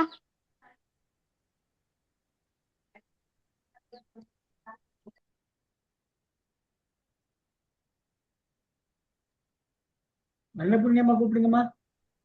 அடுத்த வாழ்த்துரை வழங்குவதற்கு திருமதி அன்னபூரணி அவர்களை அன்பன் அழைக்கிறோம். அழைத்ததற்கு நன்றி குணமதி. இன்று நம்முடைய சிறப்பு அழைப்பாளர் எமியம்மாள் அவர்களுக்கு என்னுடைய முதற்கண் வணக்கம். சான்றோர் பெருமக்களுக்கும் குழந்தைகளுக்கும் என்னுடைய வணக்கங்கள். அதாவது கல்விக்கரையில் அவங்க தலைப்பு வந்து ரொம்ப அருமையாக இருந்தது. அதாவது ஒரு ஆசிரியர் வந்து எப்படியெல்லாம் நாங்களே இப்போ மாணவர்களாக மாணவிகளாக மாறிட்டோம். அந்த மாதிரி அருமையாக நீங்கள் பேச ஆரம்பிச்சிங்க. அந்த உலகம் வந்து வந்தது அப்படின்னு சொன்னாக்க, உலகம் வந்து தன்னிடம் வந்ததுன்னு சொன்னாக்க வந்து ஆசிரியர் தான் அது வந்து அப்படிங்கிற மாதிரி விளக்கம் சொன்னாங்க. அது அருமையாக இருந்தது. இரு நாடுகளுக்கு இடையே வந்து போர் நடந்த கதையை வந்து ரொம்ப அற்புதமாக இருந்தது. அந்த அவர் தோற்று போனவர்கிட்ட அவர் அந்த அரசன் எப்படி கேட்குறான் அப்படிங்கிற மாதிரி அதாவது அவங்ககிட்ட இருக்கிறதே குடு அப்படிங்கிற இதுவாக கேட்குறாரு. அப்போது அவர் சொல்கிறாரு போர் ஒன்று தான் இருக்குது, அப்புறம் பேரிச்சம்பழம் தான் இருக்குது, போகிற வழியில் சாப்பிடணும் அப்படின்னு. அப்போ வேற என்ன இருக்குது உங்கள்கிட்ட அப்படின்னா, கல்வி இருக்குது. அப்போ இந்த நாட்டில் வந்து எல்லாருக்கும் கல்வியை கற்றுக் கொடுத்துட்டு நீ அப்புறம் நீ போகலாம் அப்படிங்கிற மாதிரி அந்த கதை ரொம்ப அருமை. ஏன்னா கற்றோருக்கு சென்றடமெல்லாம் சிறப்புங்கிற மாதிரி அந்த கல்வி எவ்வளோ முக்கியங்கிறது அந்த கதை அழகாக இருந்தது. அதில் வந்து நான் சீவக சிந்தாமணியில் வந்து கல்வியின் சிறப்பை பற்றி அழகாக சொன்னீங்க. கல்வி தான் நமக்கு வந்து பெரிய செல்வம். என்னை பொறுத்த அளவில் என்னை வந்து சின்ன பிள்ளையில 8வது வரைக்குமே நிறுத்தணும்னு பார்த்தாங்க. அப்புறம் அடித்து பிடிச்சி 10வது வந்து படித்தேன். அதுக்கப்புறம் வந்து என் பையன் எம்ஏ எழுதும்போது நானும் எம்ஏ வந்து சோஷியாலஜி, ஏன்னா நான் சமூக நலத்துறையில் வேலை செஞ்சதுனால நான் வந்து அதை மேற்கொண்டு அதான் +2 வந்து அதுக்கப்புறம் பிஏ 3 வருஷம், எம்ஏ 3 வருஷம் சிதம்பரம் காலேஜில் போஸ்டல் மூலமாக அங்கெல்லாம் போய் இந்த இதெல்லாம் அட்டன் பண்ணி படித்து பாஸ் பண்ணி பட்டம் வாங்கிட்டேன், எம்ஏ பட்டம் சோஷியாலஜியில். ஏன்னா அந்த துறையில் இருக்கிறதுனால நீங்கள் மாணவர்கிட்ட ரொம்ப இது பண்ணி நான் பப்ளிக்கில் அதாவது மக்களிடம் வந்து பழகிற ஒரு இது எனக்கு நல்ல இது கிடச்சிது. அது மாதிரி படித்தது எனக்கு ரொம்ப யூஸ்ஃபுல்லாக இருந்தது. அதுக்கடுத்தது அந்த ஒரு நிகழ்ச்சியை சொன்னீங்க, குரு சீடர்கள் போகிறாங்க, அது வந்து ஒவ்வொருத்தர் சீடர்கிட்டையும் அவர் மனசில் இருக்கிறதெல்லாம் சொல்கிறாங்க. அப்போ வந்து ஒவ்வொருத்தரும் ஒவ்வொரு மாதிரி சொல்கிறான். அப்போ மனதில் உள்ள ஒவ்வொரு முதல் சீடன் வந்து அவன் தீய எண்ணங்களை விட்டுணுன்றாரு. அப்புறம் 2வது வந்து தியான பயிற்சி தேவைன்ற, 3வது வந்து கடவுளிடம் வந்து சரணாகதி அடையலாம் அப்படிங்கிற மாதிரி அந்த இது சொல்லி அந்த கதை ரொம்ப அருமையாக இருந்தது. நல்ல விதைகள் விதைத்தா நல்ல நமக்கு விளைச்சல் கிடைக்கும். அந்த மாதிரி ஆசிரியர்களும் மாணவர்களுக்கு நல்ல ஒரு இதெல்லாம் சொல்லி கொடுத்தா அவர்கள் நல்ல மாணவர்களாக திகழ்வார்கள். ஔவையார் சொன்ன அந்த எண்ணும் எழுத்தும் கண்ணனத்தை கண் போன்றது. அதனால கல்வி எவ்வளோ முக்கியம். நாம் கற்ற கல்வி வந்து 7 பிறப்புக்கும் நம்மளோட வரும், கண்டிப்பாக வரும் அப்படிங்கிற மாதிரி சொன்னாங்க. இந்த வந்து இந்த கல்வியின் தூண் யாருன்னா ஆசிரியர், அதுக்கு அடுத்தது மாணவர், அடுத்தது பெற்றோர், அடுத்தது சமூகம். அந்த ஆசிரியருக்கு என்னென்ன கடமை உண்டோ அதை அழகாக விவரிச்சது. அவருக்கு ரொம்ப பொறுமை வேணும். முதல்ல ஒவ்வொரு மாணவனுடைய செயல்களையும் பார்த்து அவருக்கு ரொம்ப பொறுமை வேணும். அதே மாதிரி அவர் அந்த அழகாக எடுத்து சொன்னாங்க. அப்புறம் வந்து சமூகமும் எப்படி ஒத்துழைக்கணும், பெற்றோர்களுக்கு எப்படி இது பண்ணணுங்கிறதெல்லாம் அழகாக விளக்கமாக சொன்னீங்க. அதுக்கடுத்தது இந்த மாணவர்களை வந்து முதல்நிலை, இடைநிலை, கடைநிலைன்னு மாற்றி சொன்னீங்க. அந்த முதல்நிலை மாணவன் வந்து எப்படி இருப்பான்? அன்னப்பறவை போல தேவையானதை மட்டும் எடுத்துப்பான், தேவையில்லாத வந்து விட்டுருவான் அப்படின்னாங்க. அப்புறம் இடைநிலை வந்து அதாவது கூட எப்போதுமே ஆசிரியர் கூடவே இருக்கணும் அப்படிங்கிற மாதிரி நினைப்பானாம்.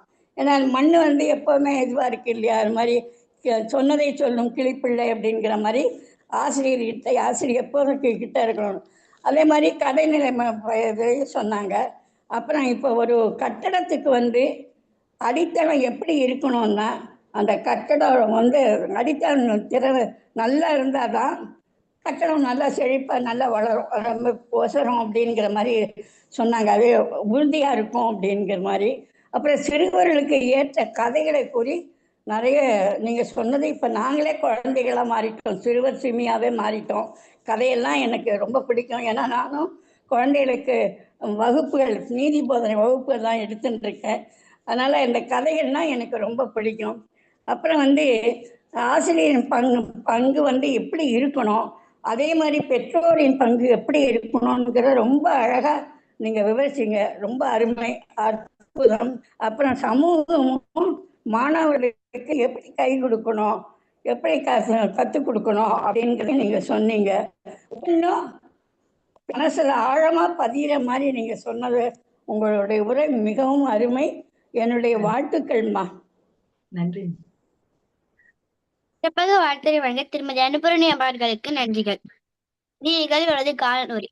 காணொலி என்பது இந்திய சிறப்படைப்பு அவர்களுக்கு மீண்டும் ஒருமுறை வழங்கும் வாய்ப்பாகும். இதில் தங்கள் நிகழ்ச்சியில் கலந்து கொண்டு உரையாற்ற அனுபவத்தை பற்றியும் ஏதேனும் கருத்துக்கள் விடுபட்ட அந்த கருத்துக்களையும், மேலும் இந்த களம் சிறப்பாக நடைபெறுவதற்கு ஏதேனும் கருத்துக்கள் அந்த கருத்துக்களையும் தொடர்ந்து வழங்க வருமாறு இன்றைய சிறப்படைப்பாளர் விமல் குப்புராஜ் அவர்களை அன்புடன் அழைக்கிறோம். மீண்டும் அவையில் உள்ளவர்களுக்கு வணக்கம்.